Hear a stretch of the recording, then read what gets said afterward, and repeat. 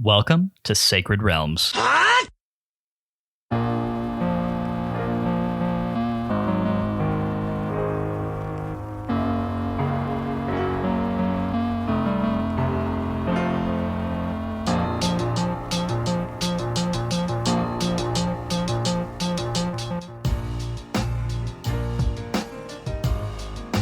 It's a great day in Hyrule, y'all. Welcome to Sacred Realms, a Zelda Retrospective Podcast.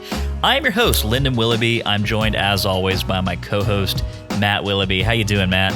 Oh, I'm good. It is another beautiful fall-ish night here, and a good Sunday. The Cowboys won, which makes me happy. And yeah, I mean, it's a good day. Max Verstappen took his second World Championship victory. That is true. He did. In what is possibly the most boring and anticlimactic race of all time. To make that happen. Yeah. Constant rain delays, red flags, etc. But you know what? I think it is undisputed at this point that Red Bull, at least, and Max in particular, really didn't have anyone even close to second place this time around. And they ran away with the thing. They drove away with the thing. They did very much drive away with the thing.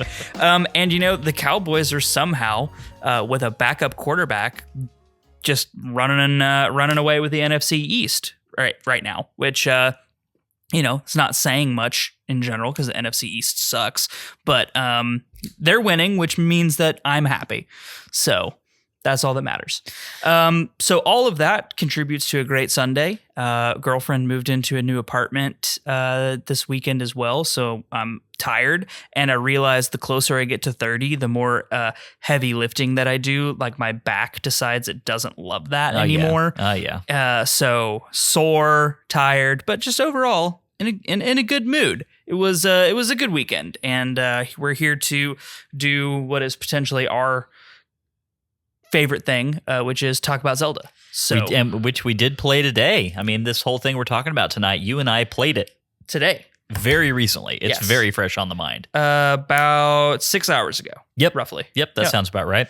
So, yeah, we're going to have a lot of really interesting conversation. We're going to get into that. Lord knows Matt and I have some feelings. You know who else has got feelings about Zelda 2, Matt? I do know quite a few people that have feelings about Zelda 2. He may be the only person I know that has overwhelmingly positive feelings about Zelda 2. Ladies and gentlemen, we welcome onto the show tonight, returning for his second appearance, the #1 Zelda 2 fanboy, Josh from Zelda Universe. How you doing, Josh?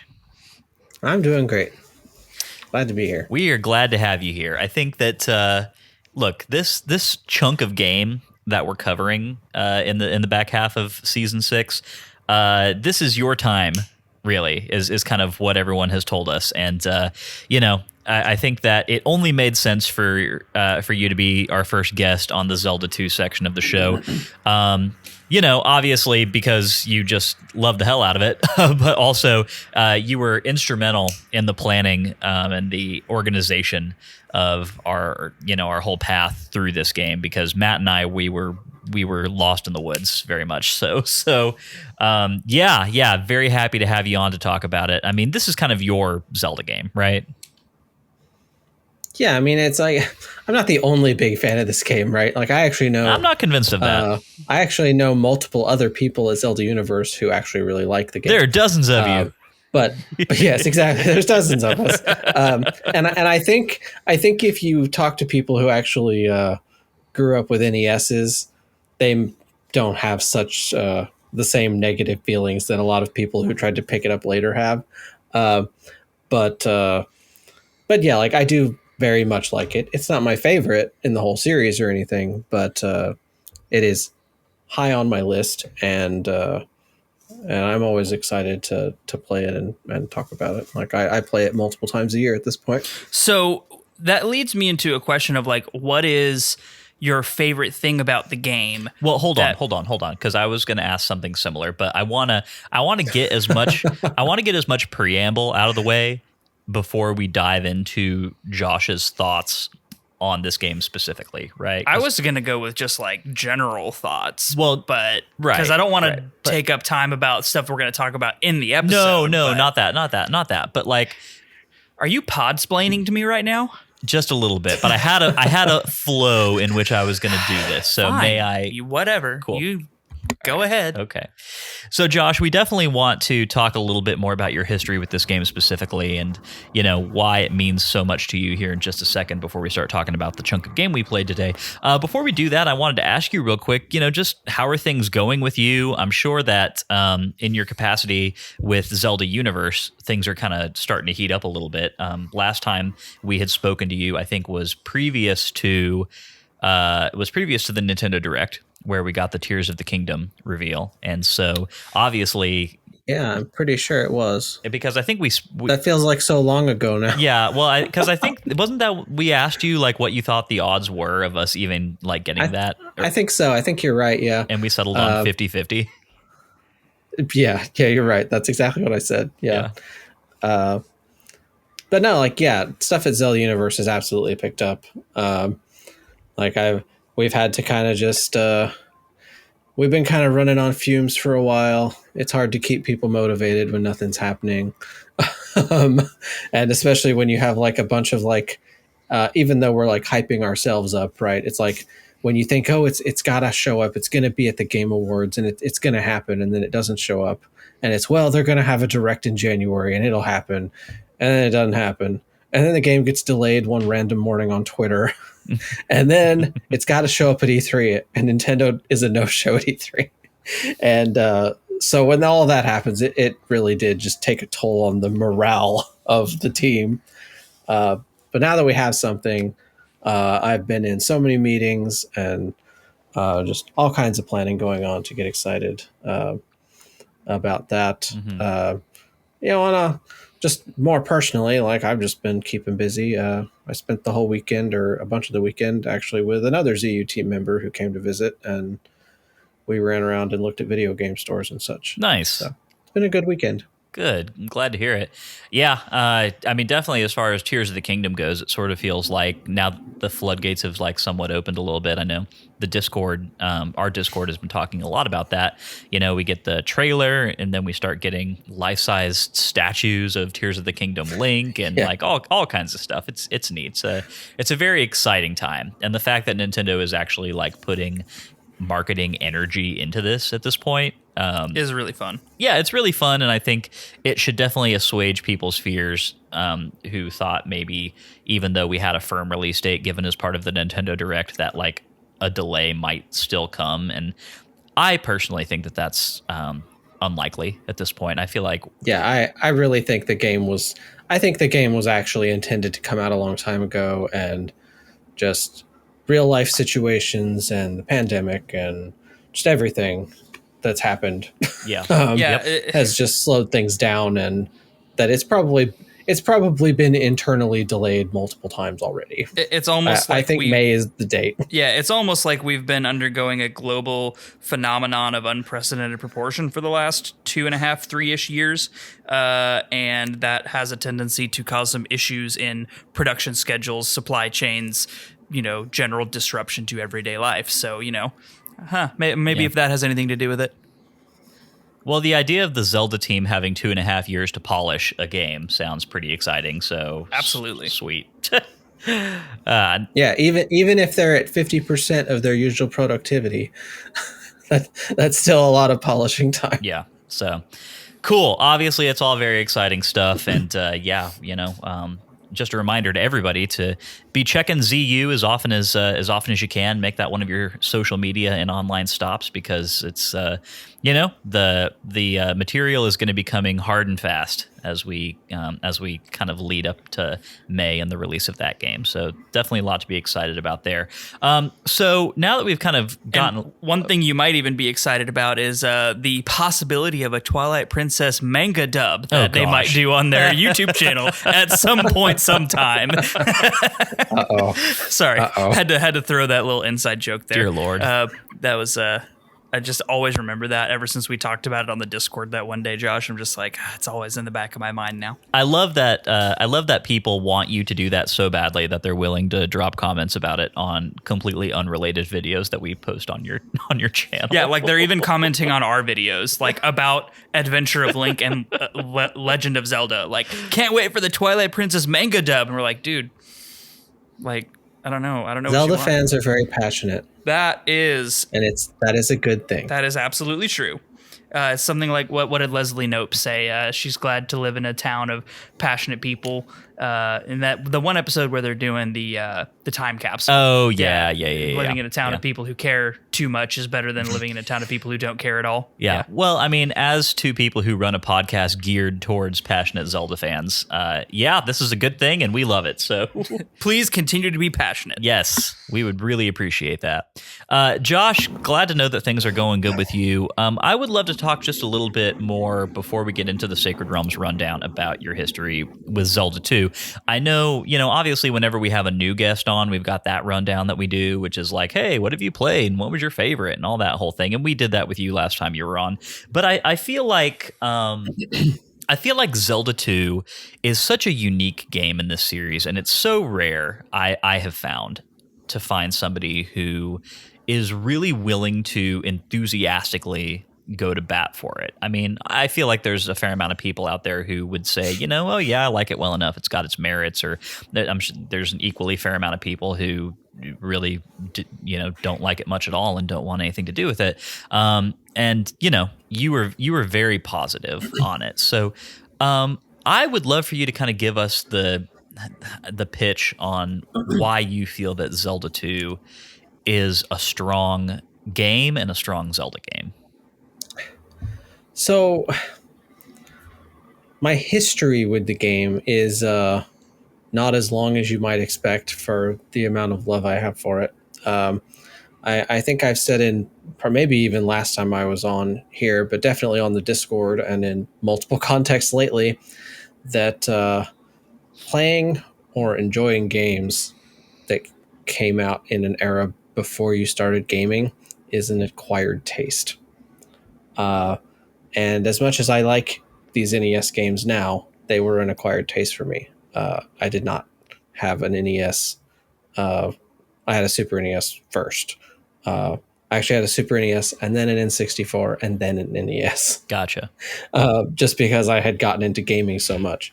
But it was even then, it was just kind of a novelty, like collectible thing.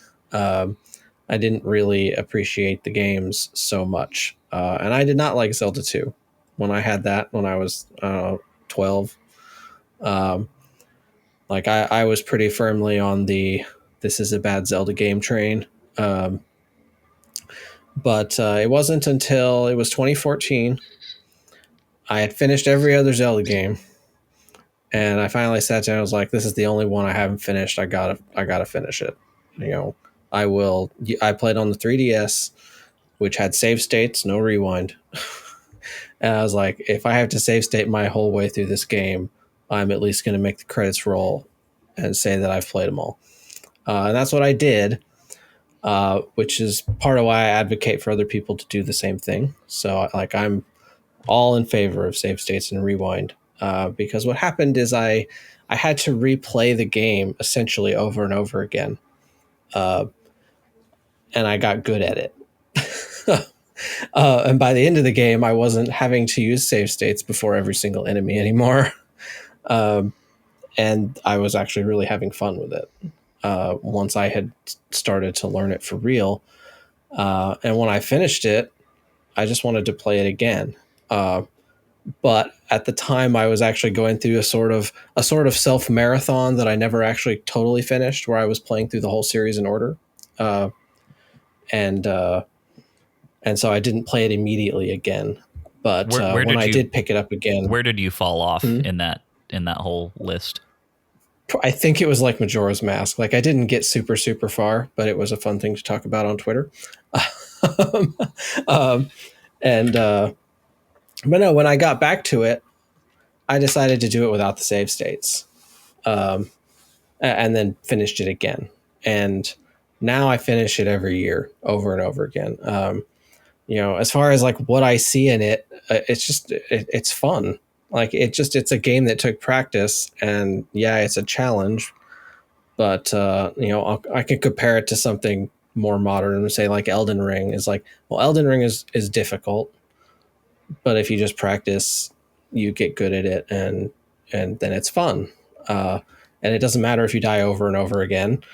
You understand why you died, and it's fun. And beyond that, it's just been me picking up more and more NES games, and having more perspective in when all I had played was the 3 Super Mario Brothers games and the 2 Zelda games and like a Final Fantasy or Excite Bike. Like I didn't have a lot of NES experience, but when you start picking up Castlevania and Ninja Gaiden and other platformers from that era, you see that a lot of the things that were problems of Zelda 2 are also problems in all the other games. And it starts to look more like a technical limitation rather than like bad game design. Sure. Yeah. Yeah. And I think that's one of the things that, like, especially as we've been talking about these 8-bit games, we've brought it up as a point of speculation about several pain points we had with both the last game and this one, as us kind of, speculating that, oh, maybe this happened due to technical limitations or whatever, as opposed to an intentional design choice. And I think that, especially after our conversation with Max, when we were doing the rank and recap for The Legend of Zelda, I think he was kind of turning us on to the idea that maybe that was the case a little bit less often than we were thinking it was, and that in some cases, these were like intentional game design choices. And, obviously they are not, they're not handling, or at least modern game design would choose to tackle whatever XYZ solution differently. Things have definitely evolved since then, but yeah, definitely can't always be put down to a technical limitation of the hardware or whatever. Right. And I remember Max saying that, and sure, there's a line in there somewhere. But I do think even if it's not a technical limitation, maybe it's in some ways a knowledge limitation, where a lot of NES games actually are ports of arcade games, right? Which in a lot of ways are just designed to eat your quarters. Yeah. And the NES ports, there's no quarters, but they're still designed the same way. Yeah.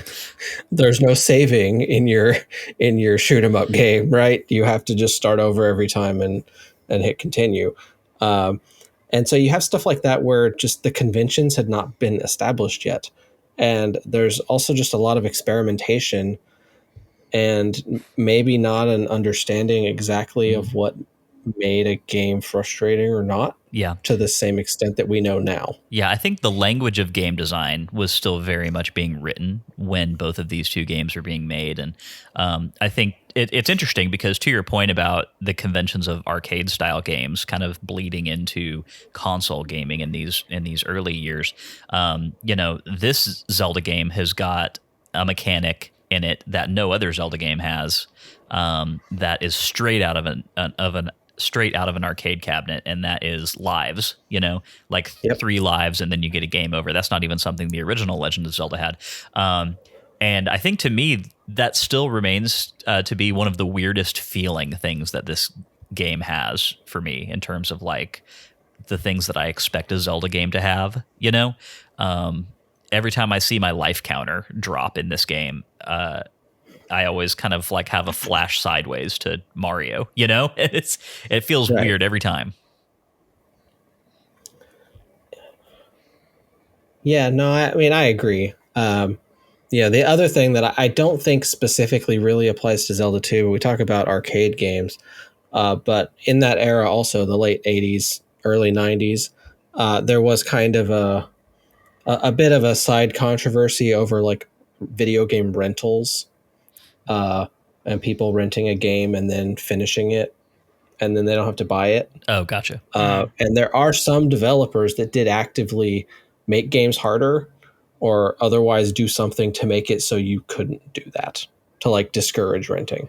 I really don't think that applies to Zelda 2 in particular, but there was stuff like that where now we go back and we're like, why is this so frustrating, or why is this so hard when it just doesn't need to be?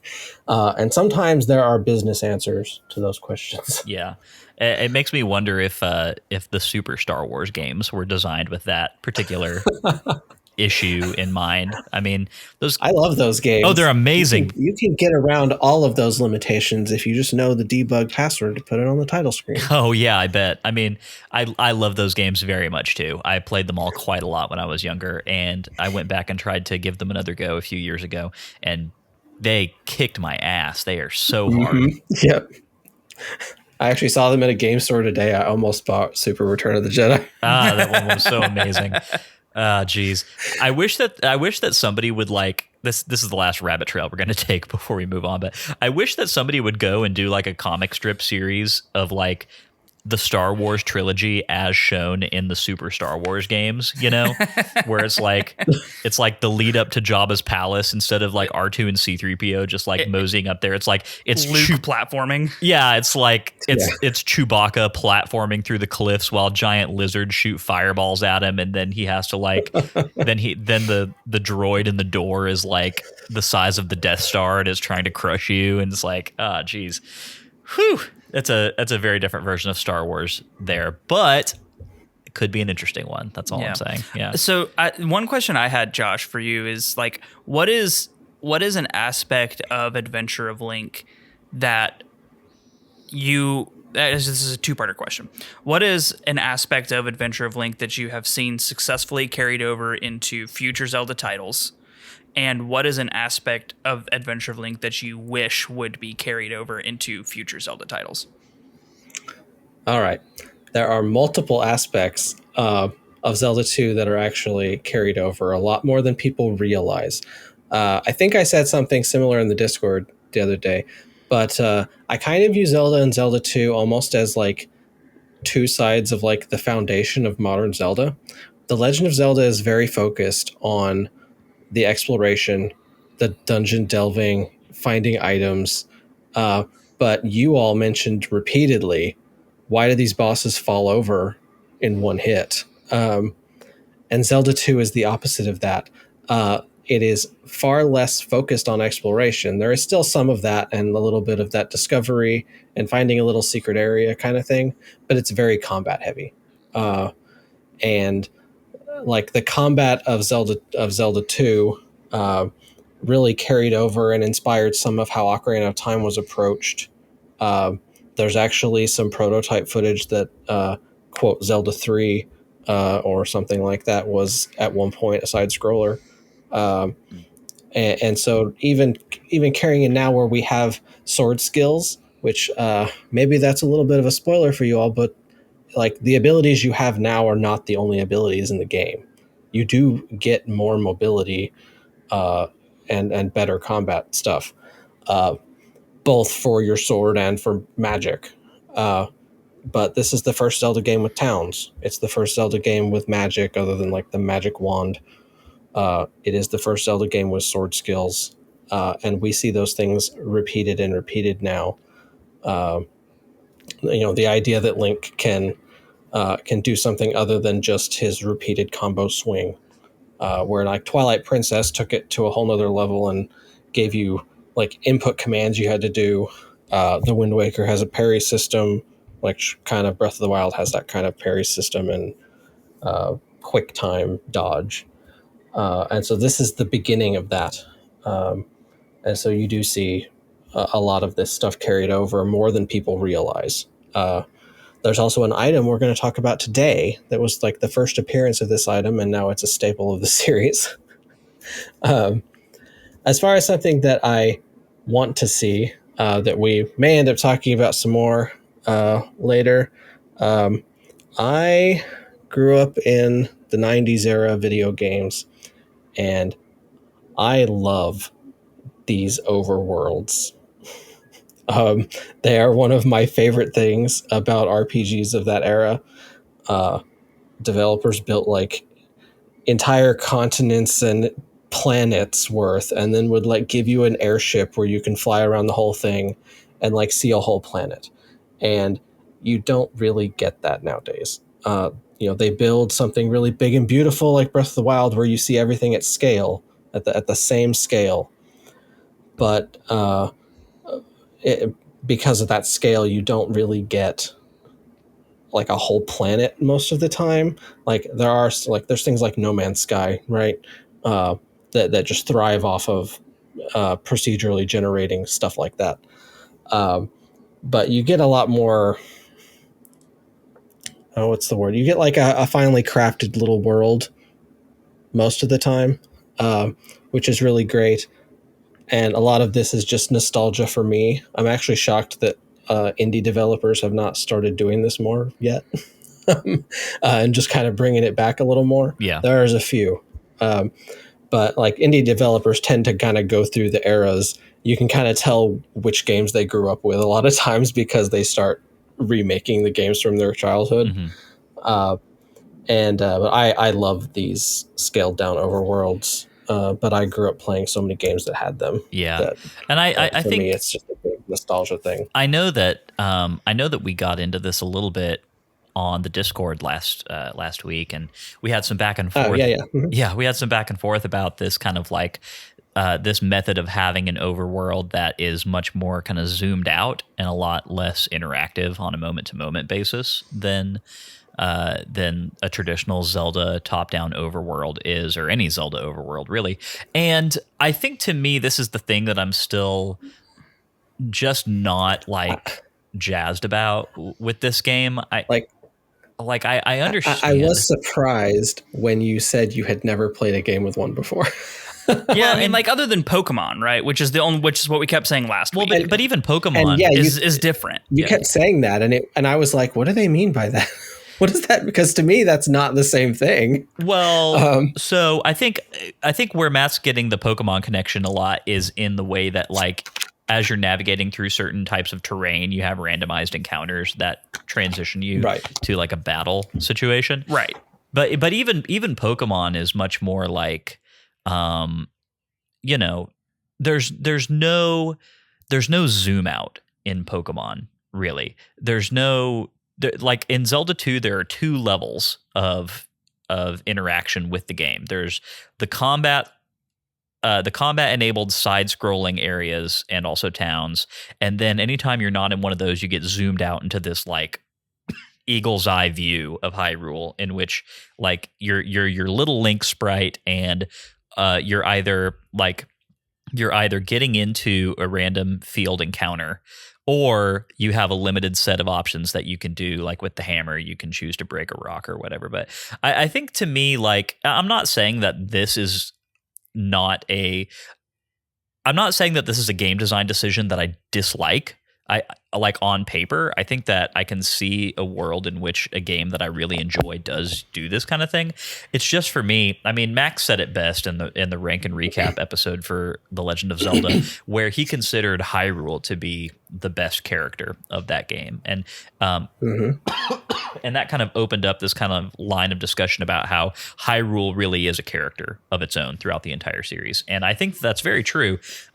And I think that so far for me, on like following that line of conversation, this iteration of Hyrule feels like it has less character to me, and that's something I'm having a hard time getting over. It probably does.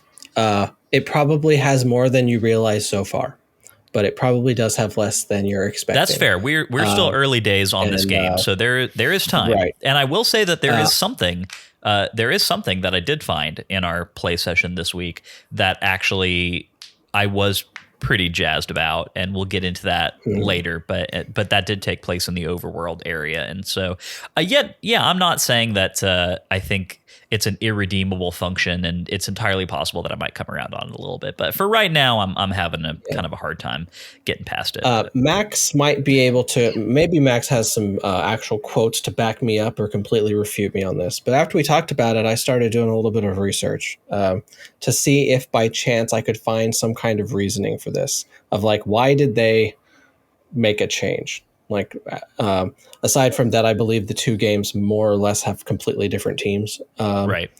But something we're not really used to anymore, because we've waited like 6 years for a new Zelda game now, right, is that these two games are much closer together. By the time The Legend of Zelda came to the United States, Zelda 2 was already out in Japan, and they already knew it was going to come out in the States. Like they already knew The Legend of Zelda was a series. And so The Legend of Zelda came out in February of 86 in Japan. And The Adventure of Link came out in January of 87. That's wild to In me. between those, like right in the middle, Dragon Quest came out in Japan. And I know you've probably never played it, but it has this overworld. It's an early RPG that had this kind of top-down eagle's eye overworld and little towns you went into. It's not side-scrolling, it's all top-down, but it's essentially like combining the Zelda 2 overworld with the Zelda 1 gameplay, right? Plus like turn-based Pokemon-style battles. And that game is huge in Japan. Like, absolutely huge. It would not surprise me at all to learn that the Zelda team, or any team, was inspired by the success of Dragon Quest and wanted to mimic any part of it. And Dragon Quest essentially is basically the foundation of a lot of turn-based JRPGs, and inspired like a whole decade of games. And you see that repeated in a lot of the games people talk about from the Super NES and PlayStation era. Final Fantasy. I mean, like Final Fantasy VII has this overworld. I mean, Chrono Trigger has this overworld. It did start to taper off as we got more technology and they could build the worlds at bigger scale.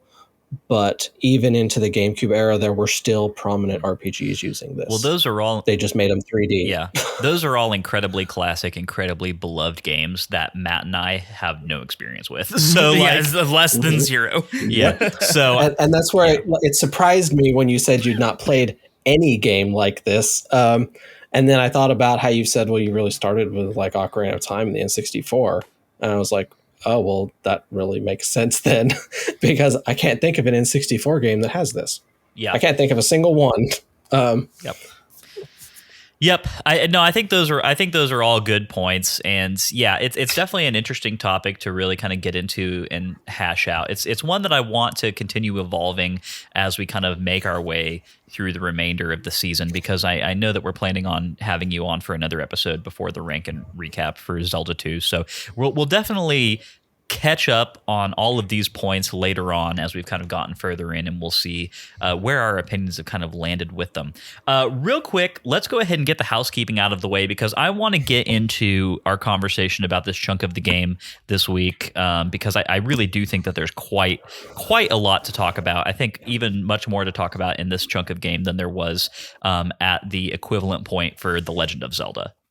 For sure. I totally agree with that. Yeah. The second chapter of this game is definitely beefier than the second chapter of TLOZ. Yep. Sure. There's a lot going on here. So let's housekeeping it up and get right into it. If you didn't know, Sacred Realms is a weekly re-examination of The Legend of Zelda, one little slice at a time. Sacred Realms drops every Wednesday and is available on all major podcast networks. Every week, we play a new section of a Zelda game. Then we sit down here to talk and to drop our hot takes. If that sounds fun to you, please head over to Apple Podcasts, hit that subscribe button, and be sure to leave us a review. 5-star reviews are greatly appreciated, and they have a chance to get a shout out here on the show.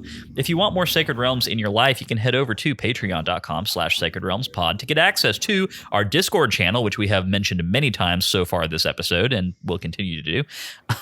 Listener mail, vote on what game we play next, which is going to be happening in the next week or two for our next 3D title, and much more. Of course, one of the other benefits that Master Sword patrons and above get on our Patreon is that they get their names read every week here on the show. Those legendary individuals are Daxel, Patrice, Darknook, Brian, George, Mike, Dylan, Allie, Lennon, Kolku, Rowan, Josh, Nick, Keep It Going, Dante, Gep, Brittany, Davey, Haru the Mighty, Derek, Albert, Mark, Andy, Cameron, Tyler, Ben, Daniel, Nick D_TV, Travis, Christian, Jonathan, Hyrule Interviews, aka Maximum Nichols, Garrett, and Drew. And I'm going to call him Maximum Nichols on this read from now until the end of time. You absolutely should do that. Yes. Yeah, please do. Yep, absolutely. These are all truly legendary individuals. We could not make the show without their generous support. We very much enjoy speaking and interacting with them in the Discord channel. They are truly the best of the best. Hey, listen! Hello, everybody. I have an editing mic insert that I want to get in at the end of this housekeeping section before we jump into the Sacred Realms rundown. A few things that have kind of updated since we recorded this episode and thought were important to mention on this podcast. Thing number one is that if you haven't already noticed, we put the poll up for voting on the game we're going to be playing in Season 7 up on the Patreon as of the day that I'm recording this is Tuesday of this week. Go check that out. Vote between Majora's Mask, Wind Waker, or Twilight Princess.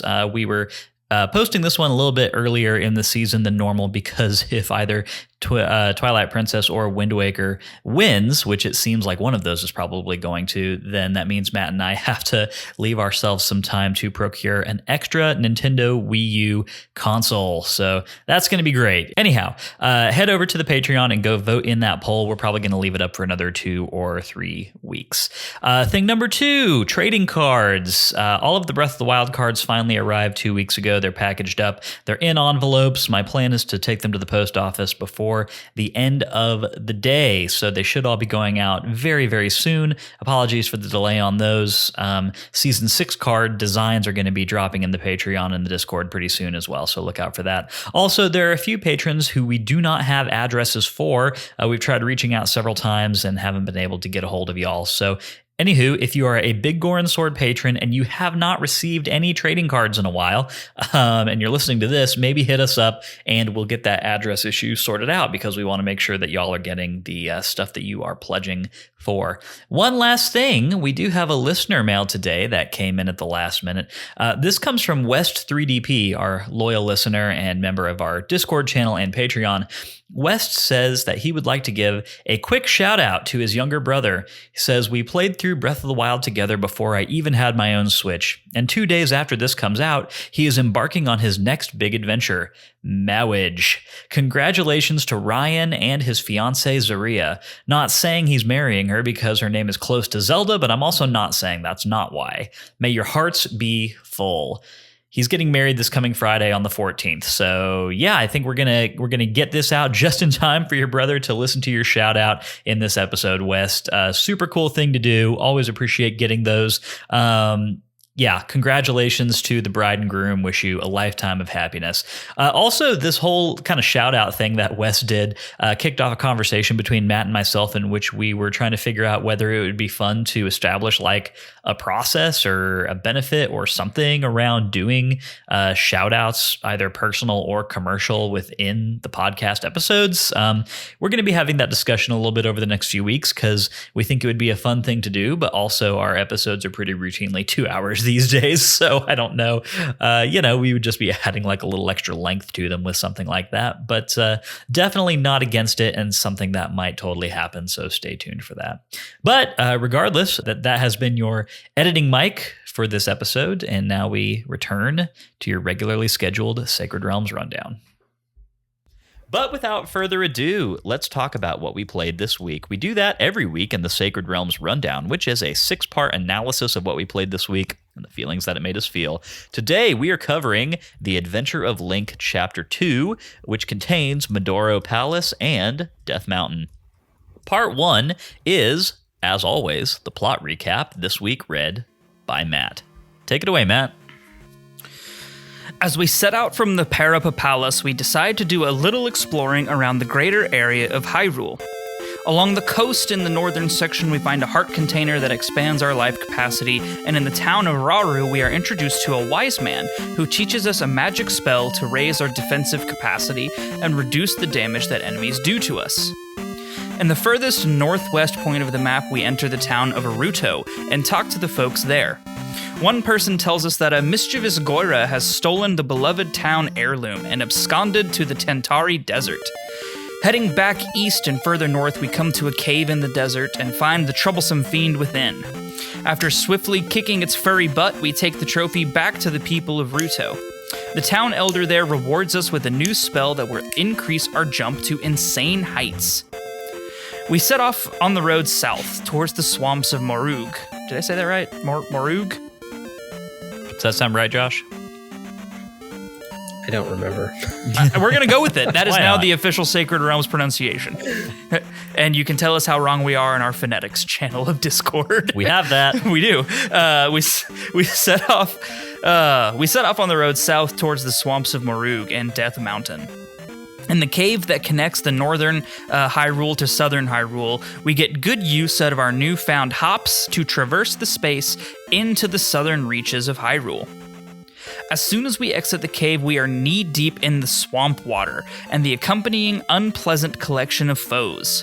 Octoroks, Aches, and flying crows plague the area and jump out at us at every turn. But in our exploration of the swamp, we come across an eerily lifelike doll of ourselves. Its magic gives us an extra life to rely on in case the foes around best us, but man, is it disconcerting to carry around. We continue heading south and eventually win free of the swamps and find our feet on solid ground once more. We then find ourselves in a thickly wooded area, and while wandering the paths here, we come across an isolated man named Bagu, who, for no reason at all, gives us a letter for the guards of the town of Saria, so that we can cross the river there. Since we never look to give horse in the mouth, we head out and towards that river village. In this small village, we find some very odd things indeed. In one of the houses is a sleeping purple blot, and some of the townsfolk turn into purple aches and attack us when we try to talk to them. While we don't relish the thought of killing these folks, we would rather not get bitten over and over by them either. One of the ladies of the town that doesn't turn into an ache tells us that she has lost her mirror, which we quickly find in one of the village houses under a table. And once we bring it to her, she takes us to her uncle, who teaches us the most useful spell of healing. With this new spell in hand, we head to the river and give the guard there the note from our reclusive friend. The guard promptly lowers the bridge, and we proceed to the southernmost point of Hyrule, the Death Mountain foothills. This region was the site of our last adventure, but has changed drastically in the intervening years. The tunnels of Death Mountain are completely full of ferocious enemies, the most fearsome of which are the axe-wielding Daira that blow past our shield and deal massive amounts of damage. The health regeneration spell is absolutely invaluable as we continue through the gauntlet of powerful foes towards the Spectacle Rock. Once we finally win free of the caverns, we come to the Spectacle Cave and find it similarly full of insanely strong bad guys. But at the end of the cave, we find the magical hammer, which has the power to blow through obstacles and opens up large portions of the land for us to wander. We decide to use this new handy item on Spectacle Rock and find a potion that increases our overall magic supply underneath. Taking our new items in hand, we head back north to find the next palace and further our quest for the Triforce. The next stop is Madoro Palace, which is located deep in the heart of Madoro Swamp, which is north of Saria Village and just south of the mountain range that separates northern and southern Hyrule. This palace is far more challenging than the first and introduces some new enemies for us to tackle. In addition to the iron knuckles we faced in Madoro Palace, we have new experience-stealing enemies in the form of the flying dragon heads called Ra. There are rock-spitting ropes as well, and various traps to traverse. While some of the enemies are old hat, many have received substantive upgrades, like the red iron knuckles, which do significantly more damage and have even more health to deal with. They tanky. And they're faster with the shield parries. Yep. The dungeon is more sprawling, and in the far western segment we find a new item called the Handy Glove, which allows us to bust down certain blocks in our path. Using this new item, we make our way past a trap of falling blocks and head deeper into the dungeon. We finally come to the boss chamber, where we find a towering pile of armor devoid of noticeable human occupancy. The helmet sits atop this armored foe, and it charges into battle. Much like Horsehead, this boss is immune to damage unless we jump up and smack it in the face. The helmet flies off, only to be replaced by another. As we continue to do damage to the boss, it starts shooting energy beams from its void-like helmet, and as it approaches death, it summons all of its decapitated helmets to fly around the arena, shooting more balls of fire. Eventually, we bring this boss low as well, and in similarly dramatic fashion, Helmet Head explodes. We progressed to the statue in the next room and placed the crystal in its forehead as we were bidden by the scrolls. Taking the healing powers of the statue, we exit the palace and watch it collapse and turn to stone as we leave.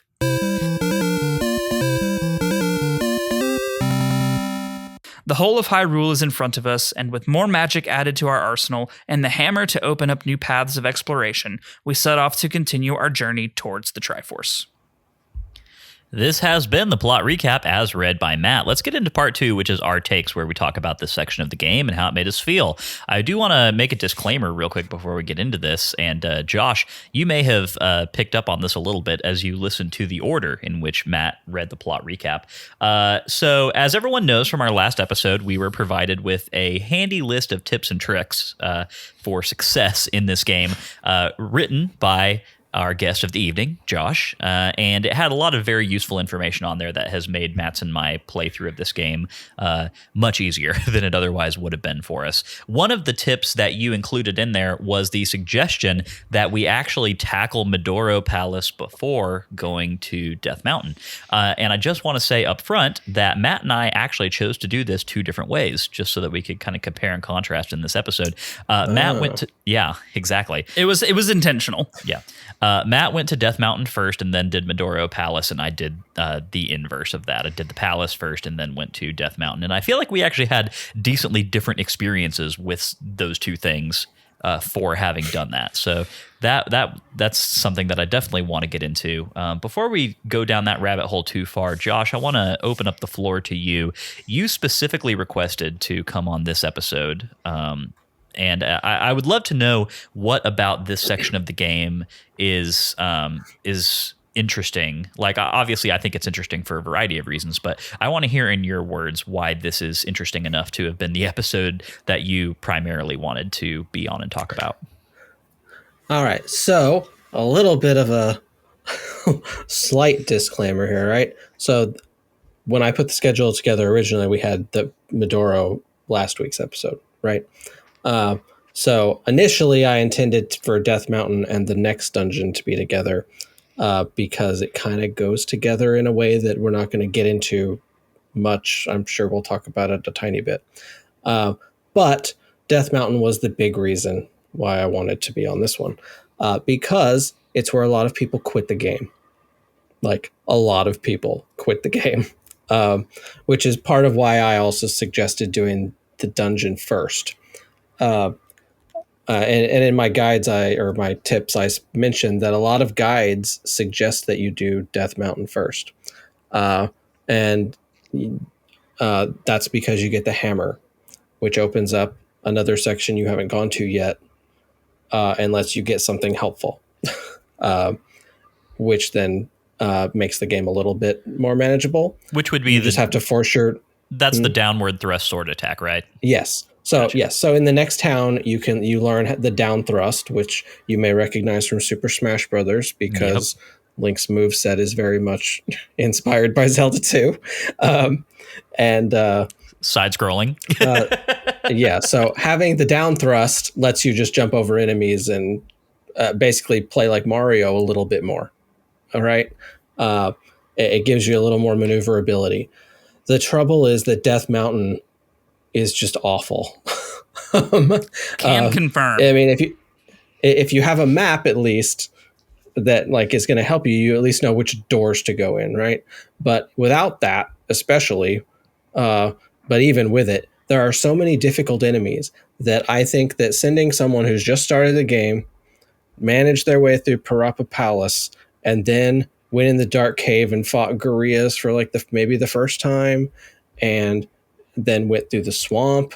Like, you've done all this stuff, and then to just throw you into Death Mountain, which I think is like the ultimate like difficulty spike. And I will confirm it is just a temporary spike. Like, I think the dungeon is easier. Maybe the next 2 dungeons are easier. Like, the game is not that hard that quickly, except for that one spot. And that's where it's like so many people get there and encounter a red Dara, and there I'm done. Like I have spent half an hour fighting them before. I've seen other people spend half an hour fighting them before. Like, it's a really difficult section of the game. But that's where, in a way, I'm here to encourage you to keep going because it would not shock me at all if we started this episode and you said, we've decided we're done. We're not doing this anymore. We never would have done our listeners dirty like that. No, yeah, we're committed. But yeah, it's just like so many people get to this and they're just frustrated and they're done. And this is where I got stuck so many times. It's just like getting to the end of it is like a huge accomplishment. But I feel like doing the second dungeon first just gets you a little more experience under your belt. Both the literal experience points, but also just experience playing the game and learning how it works. Yeah. Before you try and tackle it. Yeah. So I definitely want to talk about the arrangement of Death Mountain a little bit more in the dungeon map because I do feel like it's applicable there. I will say that generally speaking, I felt that your suggestion was one that I benefited greatly from.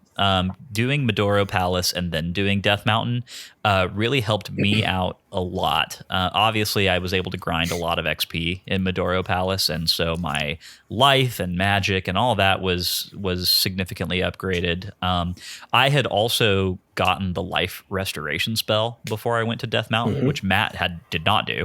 Nope. Ouch. Yeah. Ouch. Yeah. So I had that to kind of lean on, and I don't want to make it sound like Death Mountain was a breeze for me. Like, it was still punishingly difficult. It was a very difficult time. It was very challenging, but I feel like it would have been a lot more difficult had I done it the other way around. I think that where I really landed on this whole section of the game is very much in alignment with what you're saying, Josh, which is that the difficulty spike from the intro to this next chapter is so much more intense than the early stages of The Legend of Zelda. I feel like, about this time in the last game, Matt and I were saying like, we feel like we're kind of breezing through this, right? And then around Dungeon 5 in The Legend of Zelda, we really kind of suddenly hit that next major level of difficulty, and I felt like this section of Adventure of Link was swiftly and punishingly more intense than the one prior to it. So definitely a lot of challenge this week, a lot of stuff to dig into. There are a few things I will say that happened this week that I did find to be a little bit more classically reminiscent of Zelda. Like there's some things that sort of happen here that actually weren't even in The Legend of Zelda that I kind of associate with the series on an ongoing basis. And that was when I started to realize the patterns around like how you acquire the magical spells in the towns and how each town has kind of like a little mini quest that is required to get the spell from the person who's there. That's pretty classic Zelda.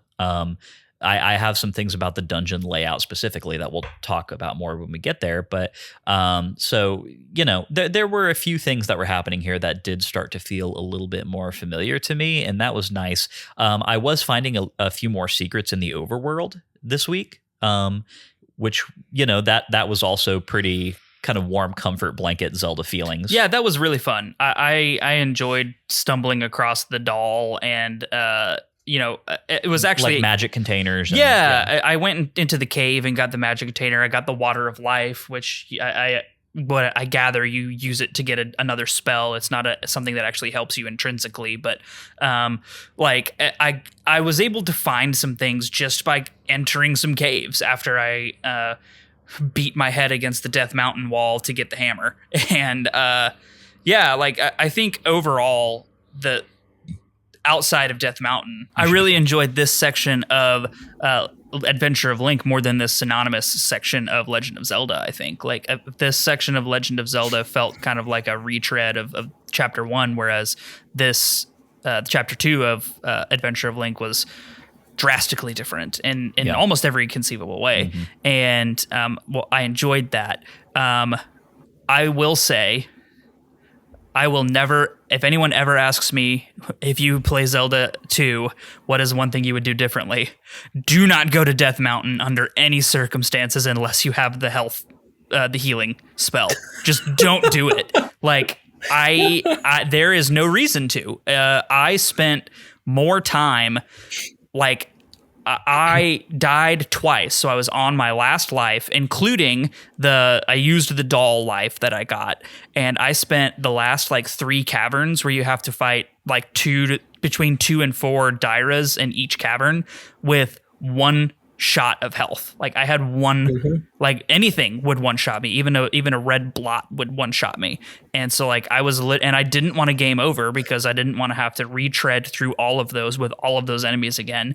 And so I was just constantly like, all right, jump in, get a hit, run away. Oh, dang it. He still got me somehow. So rewind that 1 second, jump in, hit, run away. Like, man, it was awful. It was terrible. Like, especially playing this in a state where you wouldn't have rewind or even save states. I wouldn't do it. Wouldn't do it, honestly. I would have stopped. I would have been like, nope, I'm just not doing this. I too have done I have one hit dance in Death Mountain and in other parts of this game, where I'm just like, I don't want to walk through it all again. Like, even when you get comfortable playing, right? The idea that a game over takes you back to North Castle just means you have to walk back to where you were, and it's just sort of I don't really want to do that. Yeah, exactly. So it doesn't matter that I had one hit. I'll just power my way through with one hit. Yep. It is. It was an exercise in severe frustration. That is for sure. Yeah. So, if I could do it over There's again. There's a reason the life spell is in Saria Town. You get into Death Mountain. Yeah. So I want to talk about the life spell real quick, because this was my main takeaway out of this week of play. Having spent about 3 hours in this game so far, and having a good feel for the core mechanics of the game, the way that it functions minute to minute. And granted, there are still more spells and abilities that we don't have yet, and we're going to continue upgrading our life and our magic and all those other things. But like the base gameplay and the way that it works, the way your health economy works specifically, is pretty, like, we know, like, we have a good idea of how it is at this point. And I think my biggest takeaway from this week is that I feel like this game is actually pretty fun, just like the base, like the base mechanics and the way that it works and functions. It's all pretty fun. I really feel like this game should have had health drops as a mechanic. Not even necessarily as frequent as what you get, like heart drops from enemies in The Legend of Zelda or other Zelda. Like, it doesn't need to be that frequent if that's, if they were trying to shoot for a little bit more combat difficulty. I get that, but like, this game really has a health economy issue. And it's something that frequently frustrated me. Like, yeah, I totally agree. And especially, like, even when you get the life spell at this point in the game, unless you've dumped every upgrade that you have gotten into magic, you can use it once. And then you have to, and then it depletes more than half of your magic. And magic drops aren't exactly super common either. And it's just a constant struggle of scarcity, in my opinion. Which, I totally understand, adds a huge uptick in difficulty compared to many other Zelda games, which, in my opinion, a lot of them don't have combat difficulty in any way. But like, man, it adds an, I don't want to say artificial, because I think it was very intentional, but it adds a difficulty due to scarcity that I don't necessarily love. Yeah, so I do generally agree. They probably could have given you a little bit more than they give you. And you can see that other like classic platformers kind of have it a little better. Like using Castlevania as a reference, Castlevania has heart drops, which are not health. They are essentially skill points that you use for special abilities. But then they have like roast beef that'll drop occasionally. So you get a little bit of it. It is often like hidden. Like there's jokes and stuff about finding meat in the wall. And that's literally because you'll just like break a random block on the wall and there'll be some beef there. But those are the healing items. And they do want you to use the life spell in this game. Magic drops, but also all drops in Zelda and in Zelda 2 are not exactly random. There is some randomness to them, but if you find that an enemy in either game really is dropping an item often, or you see like, oh, well, that enemy dropped a magic jar this time, and this other enemy never seems to drop anything, it's because that's true. And that there are actually places, and we talked briefly about in the plot recap, you mentioned Ra. I always call them Medusa heads, even though that's not what they are, because Castlevania has the exact same enemy type, except it's a little Medusa head, and I just associate them together. But you're right, they're little horse heads that fly across. If you kill them repeatedly, you'll find that like roughly every 6 drops a magic jar. Well, that's good to know, because so, I had a hell of a time trying to kill even, like, I mostly avoided them. They're pretty tanky. They're easier to kill once you have the down stab. Gotcha. Especially, they're much easier because you can just jump on their heads and like pogo stick on top of them, basically. Yeah. So that a lot of those rooms that have that, it's almost like those are your magic refill rooms where you can just sit there and kill them forever. And it's almost like they intentionally gave it to you so that you could just fight enemies forever and get drops. There's also, you'll probably see this on maps I'm assuming you all are using some maps, where there are little iron knuckle looking statues in rooms. Yep. That sometimes will drop a full magic refill if you hit them. Yeah, I've started hitting every statue I can find, and also in some of the dungeons there are like dragon head gargoyle looking things that are sticking out of the wall that if you use a jump spell you can jump up and hit them. I've found at least one in every dungeon, in both of the dungeons so far, that dropped full magic jar as well. So anytime I see an edifice, I'd go up and smack it and see. I'm constantly on the lookout for those as well, because you're right, they are definitely very helpful. A point to what you were just saying, Josh, about maps and how much we're kind of using those. I think that when I went into this game, I was kind of thinking that I was going to try and rely on dungeon maps a little bit less, like Googling, Zelda 2, Maduro Palace map. I told myself I was going to do that a little bit less, especially because, we were working with Phil's guide for The Legend of Zelda, and I just wanted to kind of challenge myself and be like, I don't want to rely on that kind of stuff quite as much. And kind of the rule that I'm going with so far is that once I've been in a place for about 15, 20 minutes and played it a bit, then I will allow myself to go check the map for it, because in my head, that's about the timing in which another Zelda game would give you a dungeon map, right? And I don't want to talk about the dungeon too much yet, but I'm doing the same thing with the overworld. I did the same thing with Death Mountain, right? And what I'm finding so far is that allowing myself to use those resources is actually enhancing my gameplay experience quite a lot, because the crux of this game is not in the exploration, really. It really is about the combat. Like, I'm not finding the game to be it's not like the game is a breeze once you start referencing a map, right? Like, the game is still really hard. I feel like I'm just wasting less time by doing that. No, you're exactly right. It's really weird around this time. Nintendo stopped putting maps in games. I don't quite get it. But like all of these, there's a bunch of games here. In fact, I can just name 3: Zelda 2, Metroid, and Kid Icarus.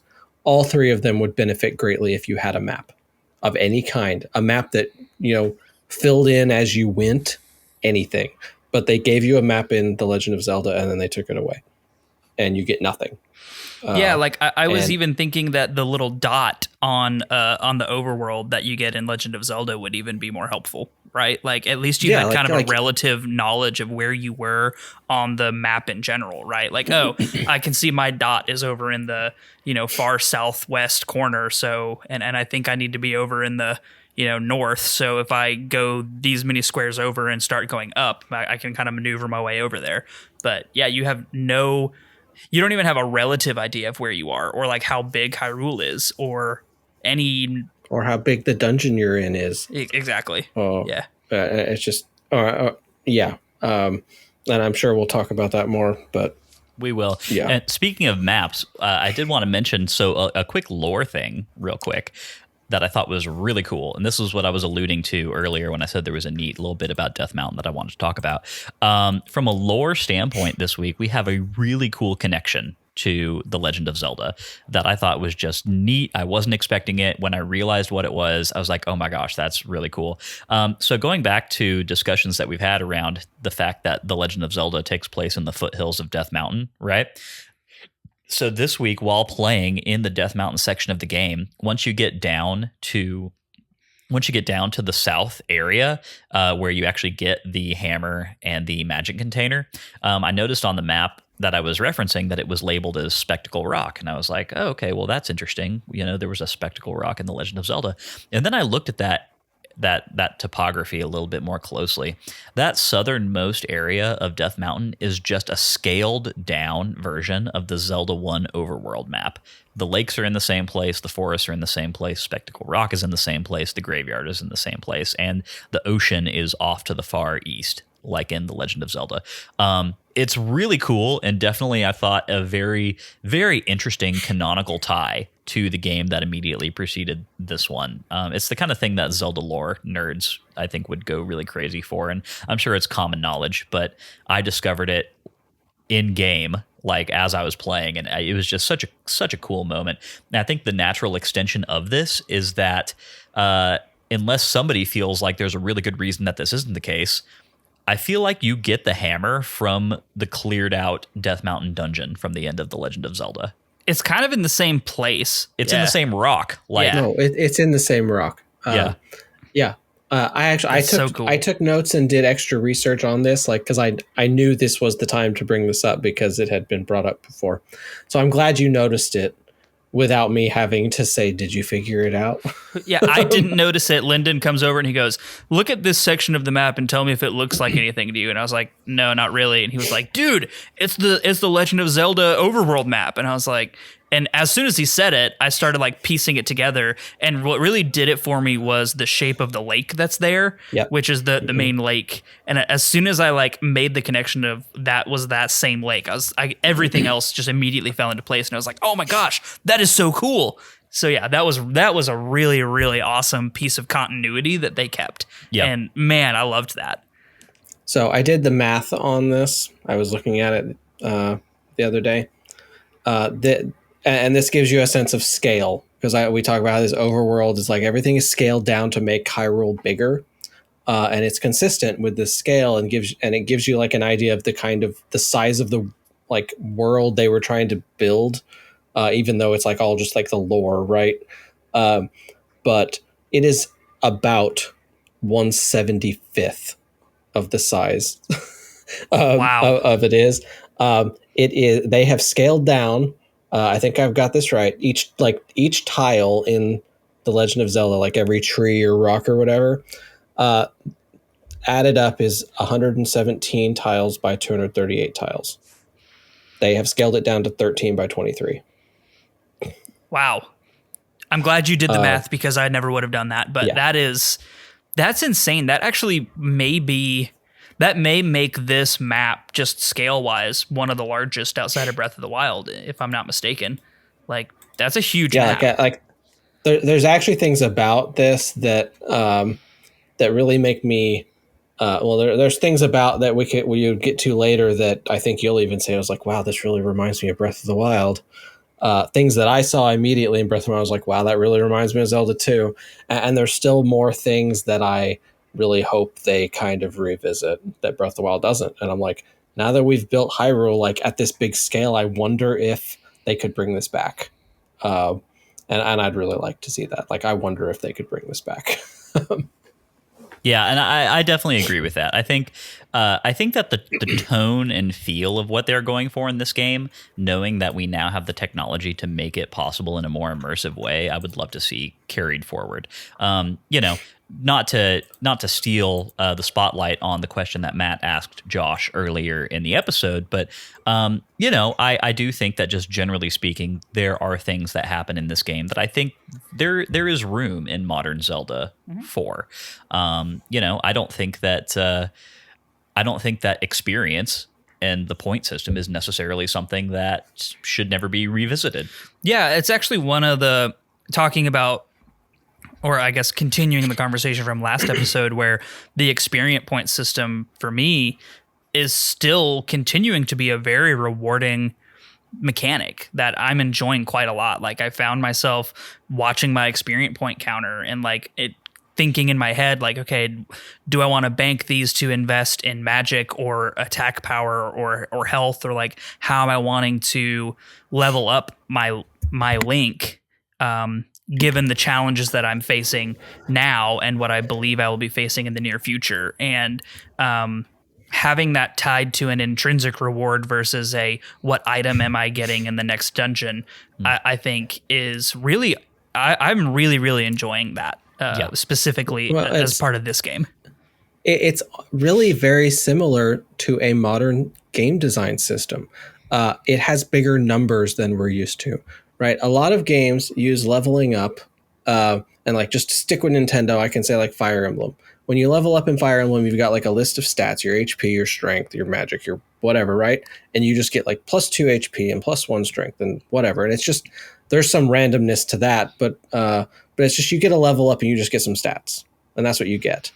But a lot of modern games will give you a level up and give you those things, but then also give you like a skill point, some kind of skill point that you get to like pick. Well, which ability do you want to unlock? Or do you want to put all of your points into strength, or do you want to put all your points into magic? Like, you get to choose how to build your character at the pace you want to make it. Zelda 2's system is like that. The numbers are just much bigger. Like, they're using 5,000 experience points instead of 5 talent points to unlock it. And I think most of the modern games would just give you 1 point every level up and let you pick what you want to put it in. And here they just have bigger numbers, but you are just saving points and spending them to unlock abilities. Yeah, absolutely. I think that, like Matt said, this whole system is one that I actually am. You have a lot of incentive to kind of continue pursuing upgrades, right? And I feel like there's a game over screen if you don't. Well, yeah, exactly. But I guess what I'm saying is I feel like I'm still getting upgrades on a very fair pace. Mm-hmm. I don't feel like the game is throwing them at me, but I feel like I'm getting them when I feel like I deserve to be getting them. It's not feeling overly grindy in that way, which is nice. Have you done any grinding at this point? Not really. The closest that I have done is that I've started farming the bubbles in dungeons for that easy 50 XP. I do that in Madoro Palace a lot. And so that's nice, but I definitely have not done any field combat grinding. Yeah, I did a little bit by this point of the game. Yeah, sorry, I didn't mean to cut you off, Josh, but like I did a little bit in the first section. I actually didn't feel the need to do it in this section because like I got a lot of like all of the enemies in Death Mountain and even in Maduro Palace are like fairly chunky XP boosts, like 50, 70, 100. And I actually got kind of lucky with some like the bags that drop that are like a plus 200. I got like 3 of those in Death Mountain. And so I boosted quite a bit of levels in this section that I didn't feel like I needed to go out and continue looking for trash mobs to slash with my sword. Yeah. And that was, and to Lyndon's point, like it feels very intelligently cadenced out right now. I'm curious to see as these numbers continue to just get bigger and bigger and bigger, like if it is going to at some point feel more like a, oh my gosh, now I got to go find some red Dairas so I can get 100 points instead of, 2 points what from a upgrade bubble. level were your stats all at the end of this playthrough? Actually, I have my Switch right here for this exact question because I don't remember. So I'll answer while you're pulling that up. I ended this section of the game at level 5 attack, level 4 magic, and level 5 life. So I currently have level 4 attack, 5 magic, and 6 life. Okay. So yeah. Yeah, I was similar. looking myself here. See what I did, and yeah, I have 4, 5, and 6. I And I honestly just feel replayed like, it. man, attack is probably the least innately beneficial, like in a weird turn of events. Like normally I would go for attack first and just, rely on magic and health as needed, but like especially now that you have life spell and level 4 attack is pretty good. So I'm killing most things, including like blue Goyras. I'm killing them in like 3 hits or something. So Yeah. I don't feel the need to really focus in on attack right now, because I really feel like magic is where you need to be investing points so that you can use those spells and use the life regeneration and stuff like that. So Yeah. So you will find some diminishing returns on some of that if you focus too much on like magic up front. Because since you notice there's magic containers that actually increase your amount of magic, right?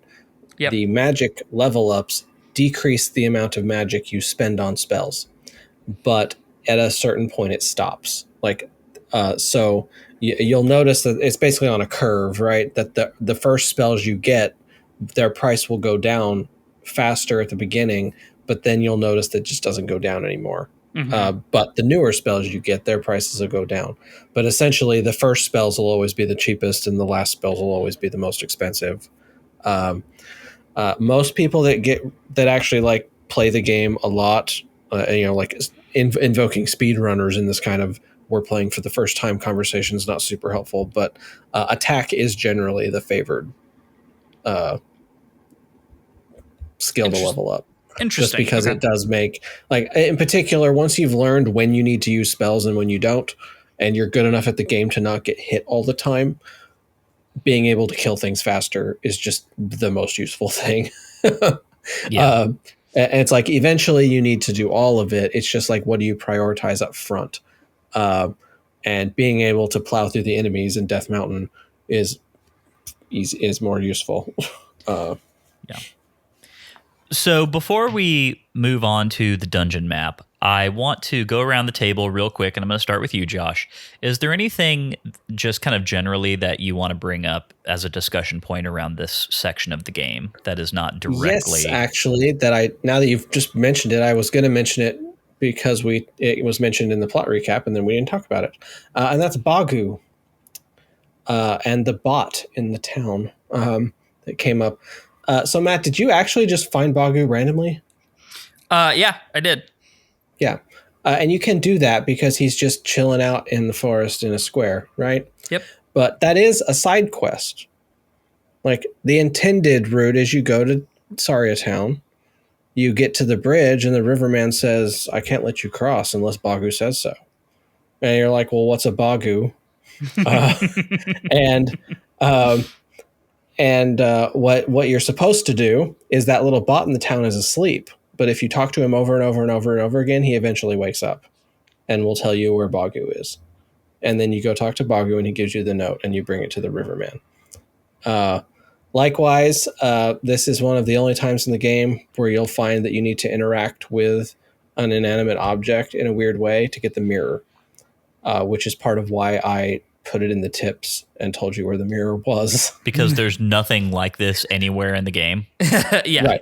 This is another thing that's kind of a common-ish design thing from this era. There's a lot of little RPGs like this where you could just run around and randomly click A on things. And you'd be like, oh, this is just some random bookshelf. Oh, you get a free potion. Oh, you get a whatever. A modern game would put like a little sparkly on it or something to tell you to click on this. And this game doesn't. It's just, I lost my mirror and like the trophy was in a cave. Is the mirror in a cave too? Like where's the mirror? And there's absolutely no indication where the mirror is. Like I've researched it repeatedly. There is nothing to tell you where that mirror is. Yeah. I love that. I was very happy for your tip because I think that I can't think of a way that I would have found this without a walkthrough or something similar. And that's why it's there, because like that's another thing. Like it gives you the life spell. Yeah, Like, it's if so you had important. no tip to do it, you could play the whole game without the life spell and think there's no healing spell. Well, and that's why I ended up going into Death Mountain without the life spell, because I didn't know where to find the mirror, and I forgot that you had put that in your tips, and like I was just like, okay, I guess I'm gonna continue on, and maybe I'll find the mirror somewhere in the caverns of Death Mountain and come back and get it. But nope. So and oddly enough, instead of following the most direct route to get the hammer, I went through a lot of the caverns in Death Mountain trying to find the mirror or something else that would give me a hint as to how to get the life spell, and never did. And so that is the origin point of not having the life spell for Death Mountain for me. Which we'll get into. Before we do that, Matt, do you have anything that you want to bring up kind of generally about this section of the game before we move on? No, I think I've covered most of my thoughts. Cool. The last thing I want to say is that I am continuing to find the addition of towns and social, like, populated spaces to be a high point in this game and a major positive differentiating factor of this game over The Legend of Zelda. Yep. It's really nice to see NPCs. Like, I feel like a lot of these goofy characters are goofy in the grand tradition of, like, Zelda NPCs being weird, you know? Absolutely. Oh, actually, I do have a random question that, Josh, you might know the answer to. Why do some of the townspeople in Saria Town turn into bats? Like, that was very weird. That's not just in Saria Town. Oh. It's a sort of Ganon's minions are after you. Ganon's minions are everywhere, sort of thing. Oh. There's spies in the town. You got to watch out. They're out to get you. No matter, the town's not safe necessarily. Their eyes of Ganon are everywhere. Okay, fair enough. Well, there you go. Makes sense to me. All right, y'all, let's go ahead and move on to part 3, which is the dungeon map, where we analyze this week's dungeon and dungeon-like space, from mechanics to music and more. Let's go ahead and start with a discussion about Madoro Palace and then get into Death Mountain second. Does that sound good? Yep. Okay, cool. Really quick up front, I just want to say that in Madoro Palace, I started to get vibes that I felt like were a bit more traditional Zelda dungeon vibes. And I think in some ways, even though it's not immediately apparent, I think that this dungeon to me started to feel a bit more similar to the way that the flow of a dungeon typically works in other top-down Zelda games, other 3D Zelda games. And what I mean by that is that, especially without a map, I don't want to make it sound like not having a map is a good thing, but the exploratory nature of these dungeons lends itself to backtracking just a little bit more than dungeons in The Legend of Zelda did. Yep. In a way that I think is pretty traditional of, like, like I think of the dungeons in Link's Awakening, where I'm just I'm doing a lot of exploring and finding a room that I can't do anything in immediately. And so I go and try to find something else in another room and then come back later. And so even though it's side-scrolling and the perspective is different and the dungeon itself is a bit more combat-focused than it is puzzle-focused, I did find a lot of familiar feelings here. And that was nice. I really appreciated that about it. Maduro Palace is much more sprawling than Parappa Palace for sure.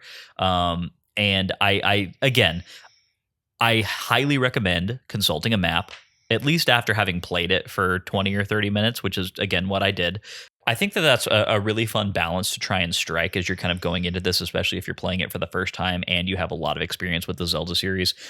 Because doing that whole thing where you're kind of simulating the moment of acquiring a dungeon map based on playtime leads to another more similar feeling, right? Where it's like you have some context for rooms that you've already been in, and you have some knowledge of like which room leads to where and what elevators you've already visited, so on and so forth.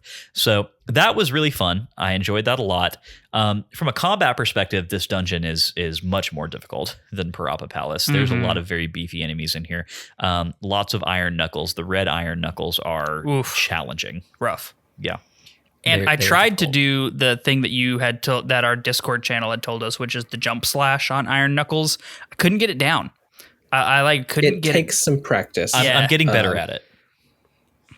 What I like to do, you can't always do this. It depends on the room, but it's good to practice in a room where the ceiling is low, or where you've got like where you can't jump very high, because it's like the exact height. Yeah, like So that was if you my get an constant iron problem. knuckle- Is I would jump too If you high. get an iron knuckle in those little corridors, you basically just have to jump in, and you'll like learn the exact timing then, because the timing is more or less the same, even if the ceiling is higher. It's just learning that timing. But yeah, that is definitely the strategy for fighting those things, because they are way too smart. Like trying to fight them legit and get through their shields, you will never finish this game. Yeah, it's hard. Yeah, I totally agree. I've been working on it, and doing it that way against Iron Knuckles, I've found is actually helping me quite a lot in the boss battles so far as well. Against Horsehead and against Helmet Head. What's it? Is that it? Yeah, Helmet Head. Okay, cool. Yes, it's Helmet Head. Yeah, it really helped me against both of those bosses, and you know, like I said, it's something that I'm kind of like I'm slowly improving on. So cool. I'm always down for a good combat learning curve. I also really appreciated that there is somewhat of a mechanic in this dungeon where after you get the dungeon's main item, you're able to interact with the dungeon in a different way, which is something that we've kind of like said is a pain point in the last game, you know, where you get an item and it doesn't really apply to the dungeon at all. So you get the power glove? Is that what it's called? The handy glove. Yes. The handy glove. Which sounds dirty. As Is it really called the handy glove? It is literally called the handy glove, yes. Because I've always called it the power glove, but maybe I'm just... That's what it's called in every other game. It's called in every other game. A Link to the Past, of course, is the game I play the most, and that's what I've always just assumed it was the power glove. But yeah, you're right. It's called the handy glove. So after you get the handy glove, what you're able to do is to destroy the square blocks that are littered around this dungeon, and then also the ones that kind of like Tetris fall that try to block you from getting the handy glove in the first place. I almost died to that. So did I, actually, and I thought it was so cool after picking up the handy glove that you have to go right back past those again, and it's putting you in this situation where the game is giving you an opportunity to figure out what the handy glove does. Yeah. Right? I don't know how many people are going to try hitting those with their sword and then realize that now they can destroy them. Yeah, that's a weird thing to give you an ability with no explanation that that's what it's supposed to do, because there's no indication in any way that those are destructible before you come to it. Like when you hit them, they have the exact same bounce back sound as a regular solid wall. So that, like, if they sounded different, like if you hit it and it sounded hollow, like maybe you could kind of make that leap. But yeah, there's, especially with the previous game, Legend of Zelda, not having anything similar to this outside of the power bracelet, which just lets you move blocks. There's like no way to know that this is what you're supposed to do. I think it would have been a better game design if that room maybe had been later, and that somehow the exit to the room was actually blocked by the blocks. Like you have to destroy some blocks later that are just literally in the path, right? Yeah. Like if you pick up the handy glove and some blocks drop down to close it off, like right. Boom. And that's where I compare this game a lot to Metroid. And it's like these dungeons essentially are like little mini Metroid areas. And Metroid does that a lot. They'll give you something, but it's like, oh, well, you fell through a one-way door. You can't get out unless you get the item. And then you have to immediately test it out to get out of the room. Yeah. And that teaches you what the item did. Even if all that is, well, that item opens a new kind of door. Like that's how you learn in Metroid what abilities can do. And so, yeah, this is not the best way to teach you that it does that. I guess the only consolation is that you don't actually have to. Like, if you want the little XP bag, then you might try to do something. But usually you can just run through that room. One thing that I am kind of wondering about is, you know, in The Legend of Zelda, there were no text blocks in-game, right? But in this game, there are. You know, you get little dialogue boxes when you talk to characters or whatever. And I wish that you got a little one that pops up whenever you get a new item. Like other Zelda games do this, in Link's Awakening, Link to the Past, all those. You pick up an item and it says you got the fire rod, burn everything to the ground or whatever, right? So there's another thing maybe Max can explain better, but my understanding is that text was just kind of difficult. And in particular, it was because in some cases there's a difference in Japanese versus English. That you can write something in Japanese and it takes a lot fewer characters than it takes in English in a lot of times. And so that's where you end up with just like weird phrases, right? Where the sentences, even in Zelda 1 and Zelda 2, sometimes the sentences feel kind of incomplete. And my understanding is that's because they had a limited number of characters they could use to fit in the box. And so I think it really just falls back to it's a technical limitation that they couldn't really do that for memory reasons or something. They just could not put a proper explanation in the game, so it's in the manual. Where they just expect you to learn what the items do by reading the manual. Yeah. And once that wasn't really a problem anymore, which I guess was a Link to the Past, they can start explaining in the game what things do more. Gotcha. Okay. Yeah, I'd never really thought about that before. I guess in later games, I think they probably have some sort of baked-in font engine of some kind. And I guess that's something that probably wasn't on hand this early. I mean, maybe Right. like the letters have to be individually like designed pixel by pixel whenever they appear. And that's sort of an interesting note because Nintendo did something about this recently. The original Fire Emblem for the NES was not released on the NES originally. In fact, it's still never been released on the NES. But they brought it to the Switch. And they did a whole new localization for it.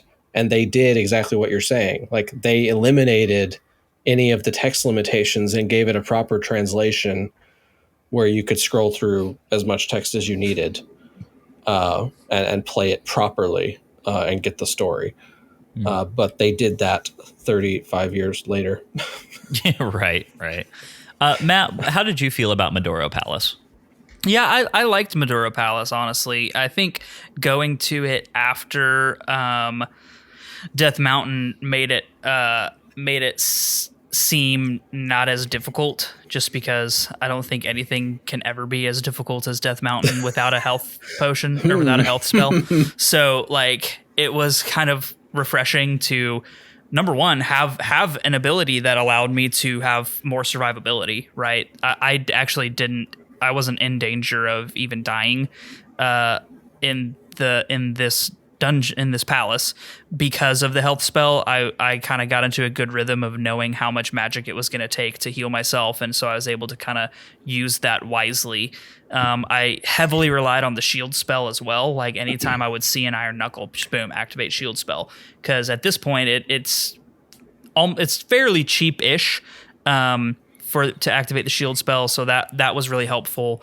I enjoyed it. I think that going through it felt more like a Link to the Past dungeon than any of the dungeons we've had in Legend of Zelda or Adventure of Link so far. So I can kind of see the through lines and the threads being drawn to set up what we got in Link to the Past here. So I enjoyed it quite a lot. Introduction of a couple new enemy types was interesting. I find it even more interesting that they're already giving us upgraded versions of enemies. Like that's not something you see this early in the game most of the time.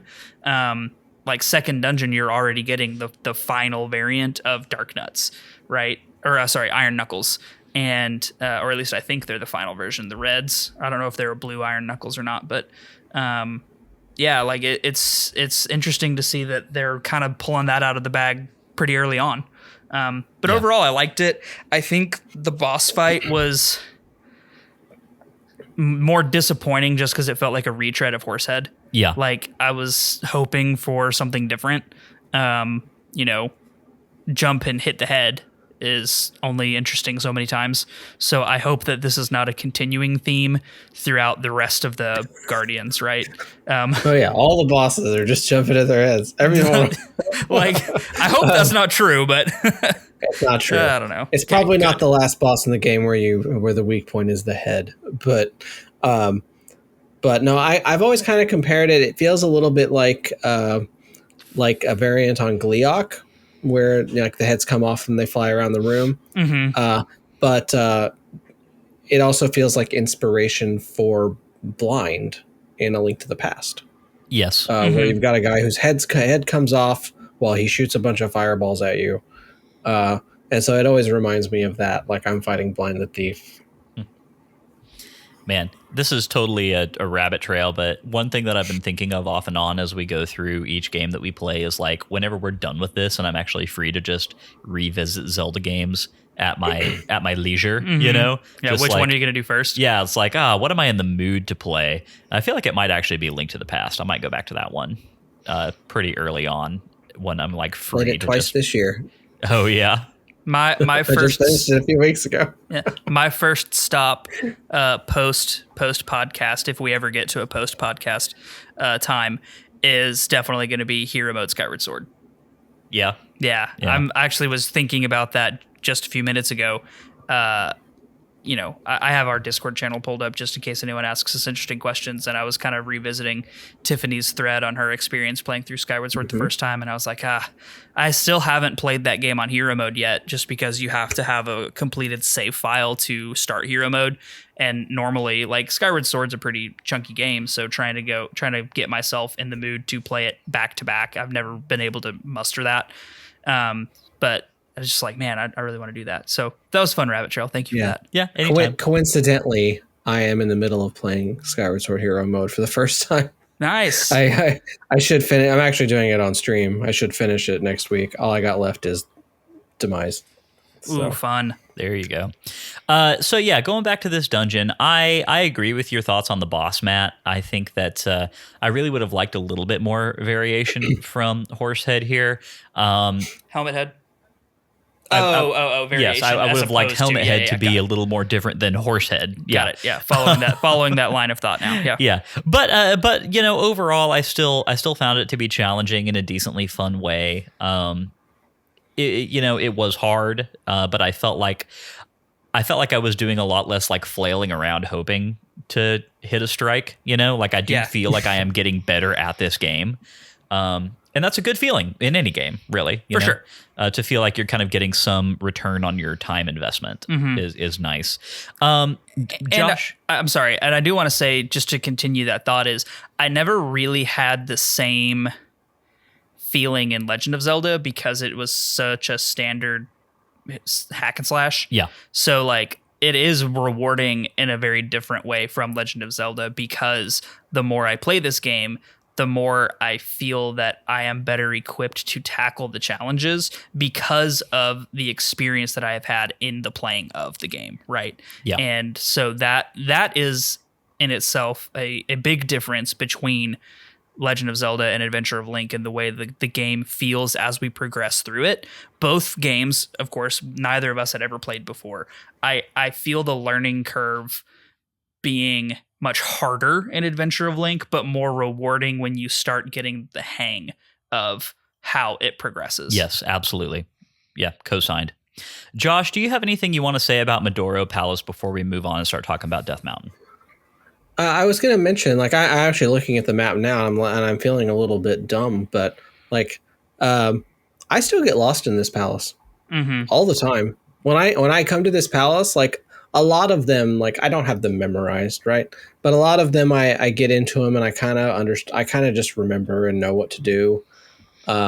This one, every time I'm like, there's this elevator right at the beginning. Which door am I supposed to go in? And I just don't know. Yeah. And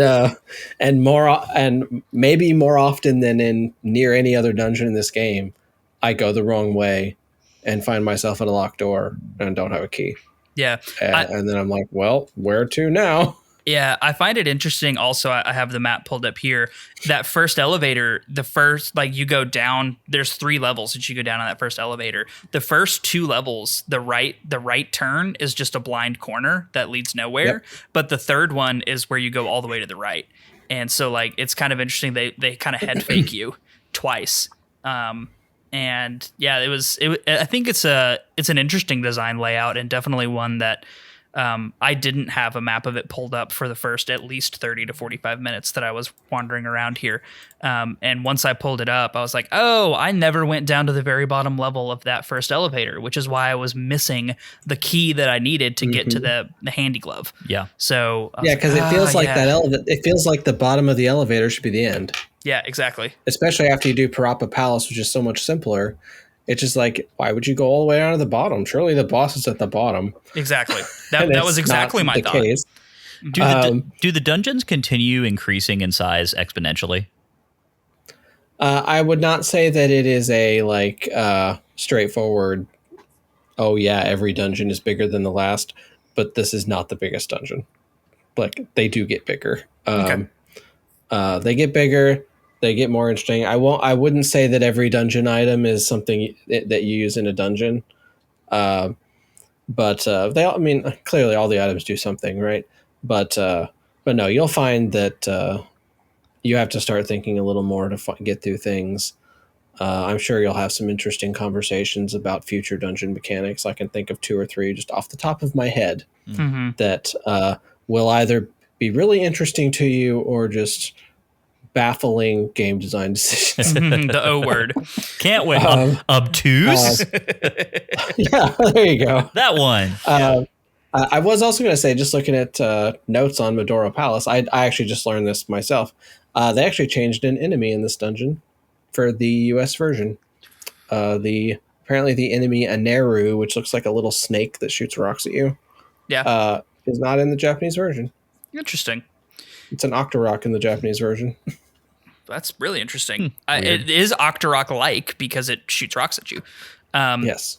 I also want to say that I tackled the mace throwers in this dungeon a lot easier because with the jump spell and the rooms that the mace throwers are in, you can jump over them and drop down on top of them in the cadence of their throws. So that was a cool iteration on a theme that also utilized new abilities to make previous nemesis of mine a lot easier. Yeah, you got to play more Super Mario Brothers and get good at dodging all the Hammer Brothers. Yeah. Oh, there we go. Okay, that's a good note to end Maduro Palace on. I think play more Mario and you'll be better at this game. Cool. Let's go ahead and move on to Death Mountain real quick. I know that we've already talked a lot about the difficulty spike here. Josh, will you kind of give us the elevator pitch on this whole experience and why you think it is a unique and interesting part of this game and why it's so difficult? Why it's so difficult? The answer is Darius. Yeah, absolutely. But no, the elevator pitch is that they send you into like a series of caves, right? Like it's just it's not a dungeon in the same way as a normal dungeon. It's all overworld exploration, but like there's 20 plus caves here and a whole bunch of doorways, and it's essentially a maze where you just have to figure out the right doors to go in that each lead to a combat gauntlet. Every one of these caves is a combat gauntlet, and they introduce 3 or 4 new enemies probably that you just haven't seen at all. In one case, I think there's an enemy you basically cannot kill at this point in the game. And it's like every time you go into a cave, you don't know what you're about to walk into at all. Like they're not necessarily all the same kind of theme. And just because of the nature of it just being a maze without a map, like you don't even really know why you're here, right? There might be a townsperson or something that says, "Oh yeah, there's a hammer in the mountains," but you don't really know why you're here, which cave you're trying to get to. Like a lot of people I've seen people play this and not realize that Spectacle Rock is a cave. They just get to the end and they're like, what was that about? And then they go off to the shortcut back off to the east side of the island and they totally miss it. Totally miss it. Yeah. Well, and that was the thing. Matt was actually, when he was playing through this and he got towards the end, like he was over at Spectacle Rock, he got the hammer and he was like on his perma one-hit death, phase of this whole thing. And I was sitting next to him on the couch and he's like, I think I'm just going to take the game over and get sent back to like North Castle because I don't want to go back through all that again. I was like, no, hold on. There is an easy and quick way out of this area, know?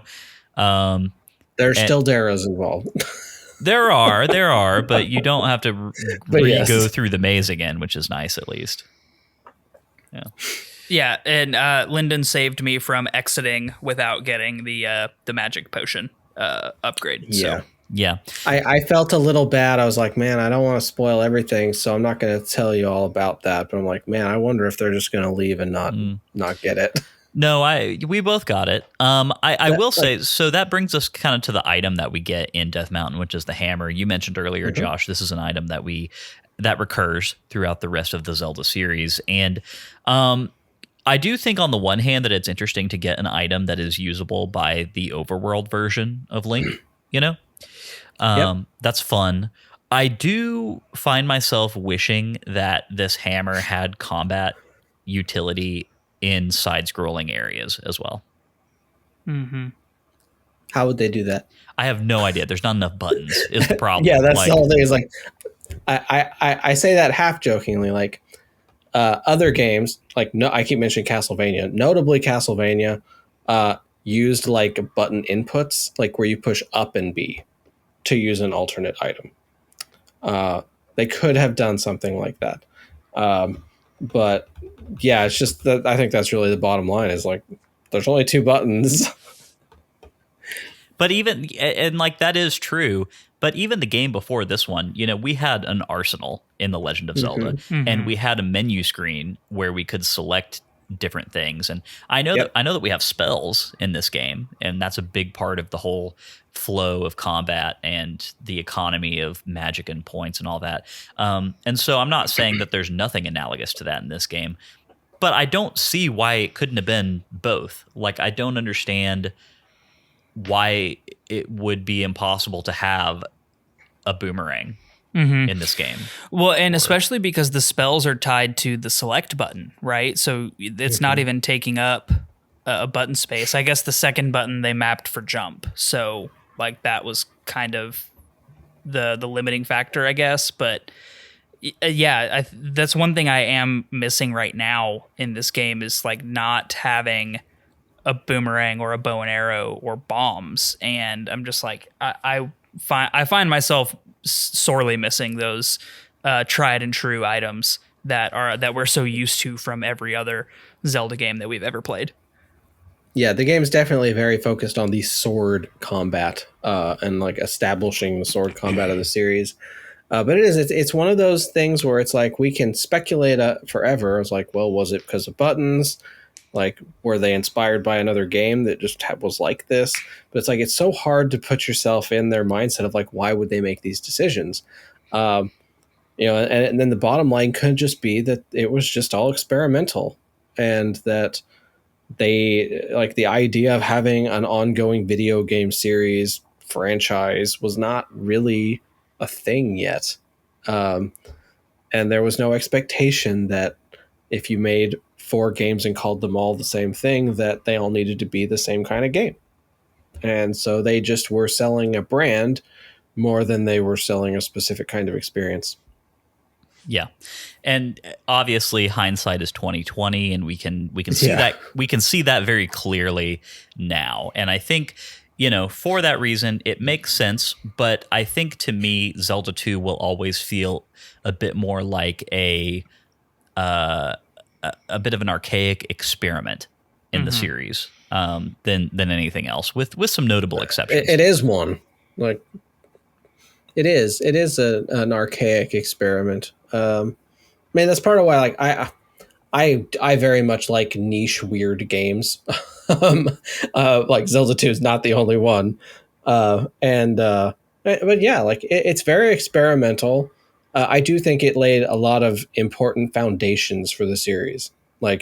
Um, I get a little bit iffy and start debating with people when they say they really need to remake Zelda 2, right? They got to remake it. They got to make it like a normal Zelda game and retell the story. And I'm just like, I don't think that should happen. Like, I think that despite its experimentalness and weirdness, like, I think if you take it away from Zelda history, then the Zelda series is totally different. I will counter that by saying that I would absolutely play a Switch remake of Zelda 2 in the format that it's currently in, with some Metroid-inspired upgrades to movement and combat. I think if you have like, I don't know, like a slide, for instance, if you have more movement options, if it's a little bit less clunky, and if the inventory is expanded just a little bit, I think that there's actually a lot of room to have a modern take on this game that is, a little bit less frustrating to play and has the trappings of other modern versions of this kind of game. We talked about Shovel Knight last week, and I think that is the kind of game that had a lot of expansion on the core gameplay that we see here. And I think that this would never happen because Nintendo knows that this is probably the most niche of all Zelda games. But like, I can see an upgraded version of this game that's got some more spit and polish behind it. That is actually very fun. Yeah, and to back up for a second, what I was referring to, there are people that want they want to wipe away everything about Zelda 2 and make a Link to the Past. No. A Link to the Past again, but tell the Zelda 2 story. Nope. Like that, and that I don't think should happen. As far like depending on which day you ask me, I might be more receptive to a more modest in this correct style with quality of life improvements and some extra sword abilities or whatever kind of upgrade. Some days I think it sounds cool, and some days I'm like, I think they would just ruin it. Yeah. So, but yeah, no, that they could do that. I think I also said I didn't really. I told you. I think I didn't really want Zelda 1 remade either. And it is. I see these games as like the foundation of the series, and it's like, I don't care if they can explore every idea they did in this game and just make a new game, right? Yeah. I just don't know if I really want them to call it a remake of this game. Yeah, I don't think that. I think you have to stand by your product, right? Even if your product was a product of its time, which I think Zelda 2 can definitely be classified as that, as an experiment on, what does the Zelda franchise look like before it was even a franchise. So I don't think that a total bones up rewrite of the entire game makes sense, because I think it would spoil what it is. And like, sure, maybe it's not the most beloved game, maybe it's in many ways it is one of the least beloved games, but like it was, as we have said, specifically you, Josh, made a lot of good points about things that were explored within this game that carried over into all of the games that we have now. To totally wipe that away and like go back to the drawing board on it and just tell the same story would really be kind of tragic in some ways. Agreed.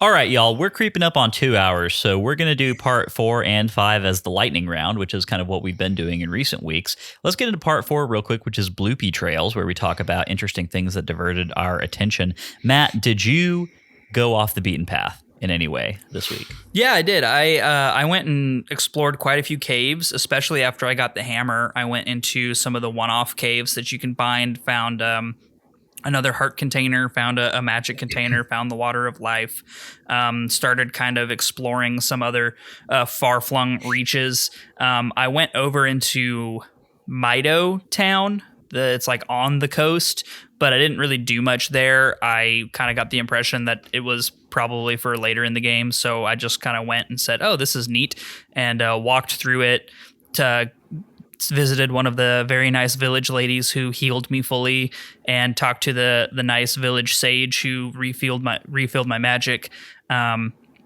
Yeah, that was kind of really all that I did on top of the doll that I found. Yeah, that's pretty much the breadth and width of my bloopy trails as well. Is there any kind of like side shenanigans that we didn't talk about that you think is worth mentioning, Josh? I mean, not especially. Like, the doll is interesting. There are only a handful of those in the game, and they don't respawn. So they are extra lives, right? But it's not like a permanent extra life upgrade. You don't get to start with 4 lives from now on. You just got 4 lives that one time. And so, like, I don't even usually bother going to get them anymore because I know that, well, I'm just going to lose it, and then it's kind of pointless anyway. But some people like to save them all for, like, the last level or something. And so, yeah, they're an interesting just kind of weirdness about the game. I will mention, just because Matt said that he went to Mido. Mido's just interesting on its own because there's no sage in Ocarina of Time named Mido. There is a Kokiri. Yes, there is. And it's thought often that Mido was supposed to be a sage, or perhaps at some point in the development, because we know that the dungeons changed and what the sages stood for kind of changed. Like, there was a wind dungeon, which isn't really a thing, and so, like, things in Ocarina of Time changed in development, and it's interesting that of all the characters, Mido had a town in Zelda 2 and got a character in Ocarina of Time, but is not a sage. Yeah, it's a good call out. Let's get into part 5, which is Z targeting, where we lock onto fascinating characters or enemies that we happen across. I'm going to go first. I am going to choose for my Z targeting this week the birth of a meme. And that is, of course, the beloved character I Am Error, who you encounter in Ruto Town. Yeah, he was interesting. Yeah, something that's been made into 100 t-shirts. I thought it was so funny because I know that there's like a lot of lore around this NPC of like, oh, well, was it a translation issue or was it a joke or what's the deal here? And I'm going to choose a different interpretation and choose to believe that the I Am Error guy is just a very introspective dude who lives alone in his home, who's pondering the question of whether or not he himself is a mistake.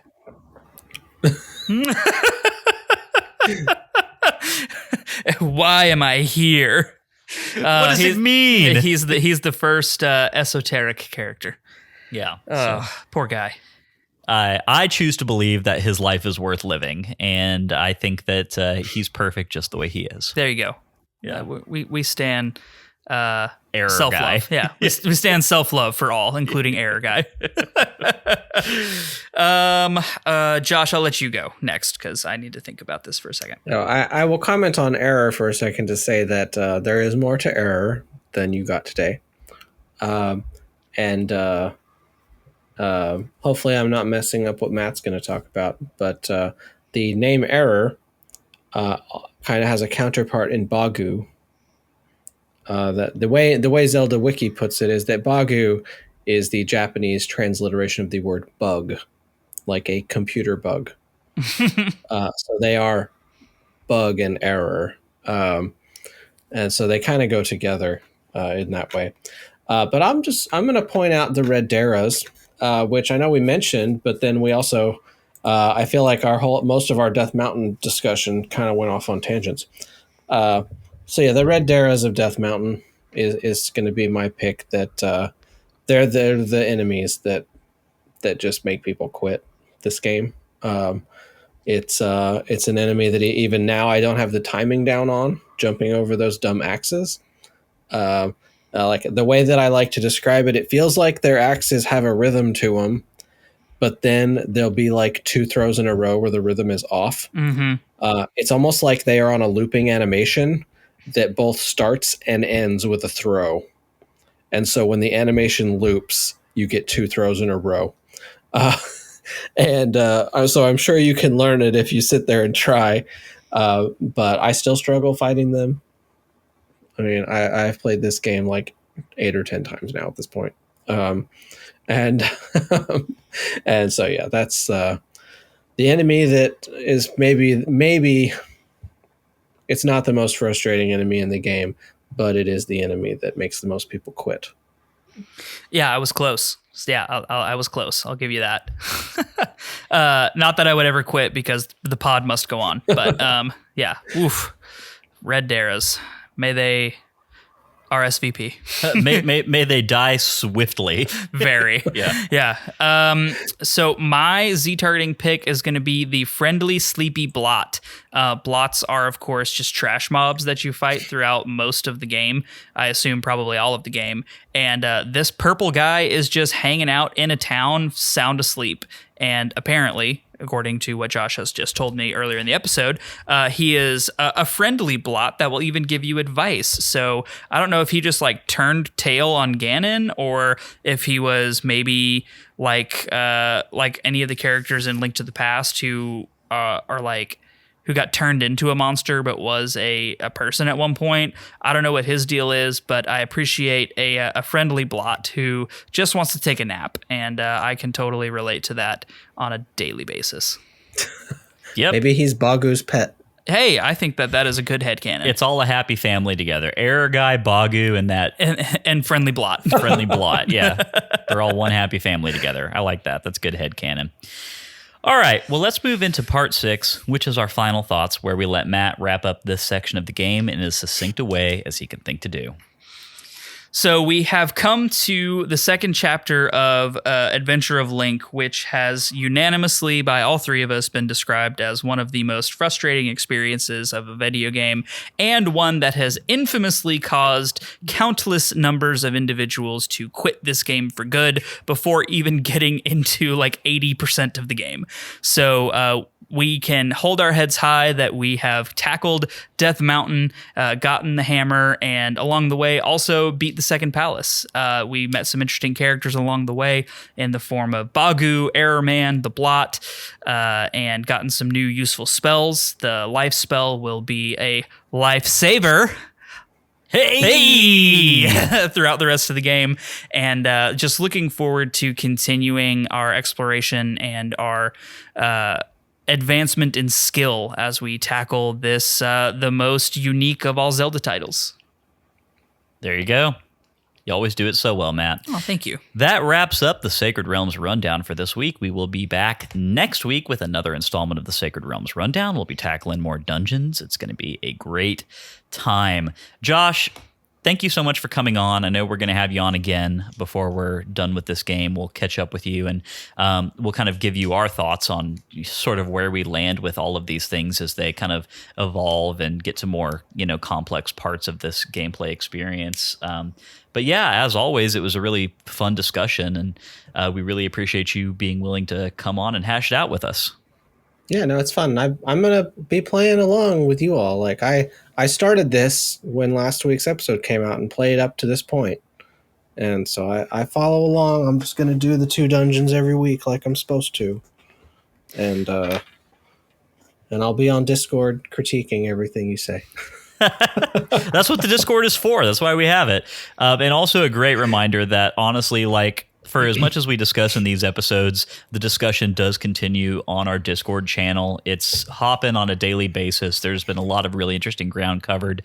Josh has been very active ever since we started this game, and honestly has been very active the whole time, as are a lot of other people, other recurring guests, Max, Cody. They all are there with a certain amount of regularity. So definitely get in on that Discord channel action because there's some really great stuff there, and I can't recommend it enough. Josh, do you want to go ahead and give your social tags real quick so that people know where to find you?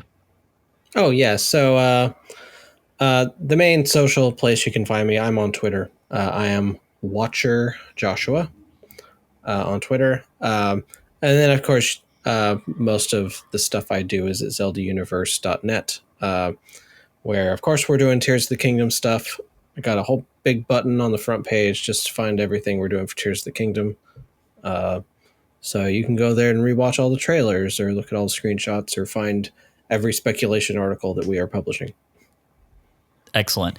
Definitely keep it locked over there because, as we said at the top of the show, there's going to be a lot of material kind of coming out of Zelda Universe over the next few months, and as we get closer to the release of Tears of the Kingdom. And then if Tears of the Kingdom is anything like Breath of the Wild, people will be discovering crazy things within that game on a daily basis for months and years to come. So, oh yeah, we're still discovering things in other not Breath of the Wild games. So I'm sure we'll be discovering things in Breath of the Wild for the next 20 plus years. Yep, sounds about right to me. Well, I think that'll about do it for this week. Matt, are you ready to get out of here? I am ready. Let's do it. Awesome. If you enjoyed today's show and you would like a little extra Sacred Realms in your life, you can head over to patreon.com/Sacred Realms Pod and become a patron. If you've got no rupees, it's not a problem. 5-star Apple Podcast reviews are a great free way to support us. More reviews means that more people see our show. That makes us very happy Hylians. Follow us on Twitter and Instagram at Sacred Realms Pod for updates on the podcast and for behind-the-scenes action. Sacred Realms will be back next Wednesday with our thoughts on The Adventure of Link Chapter 3, which is covering, I believe, Island Palace and Maze Island Palace. Does that sound right, Josh? Yes. That sounds right. Yes. Awesome. We'd love for you to play along with us and to share your thoughts on our social channels. The Adventure of Link can be played in a variety of places. It can be played on the original NES. It can be played on a variety of eShops. It can be played on the Nintendo NES Mini, and it can be played on the Nintendo Switch NES Online service, which is the version that Matt and I are playing and frequently rewinding. Absolutely. In the meantime, may your hearts be full. May your arrows never miss. We will catch y'all next week.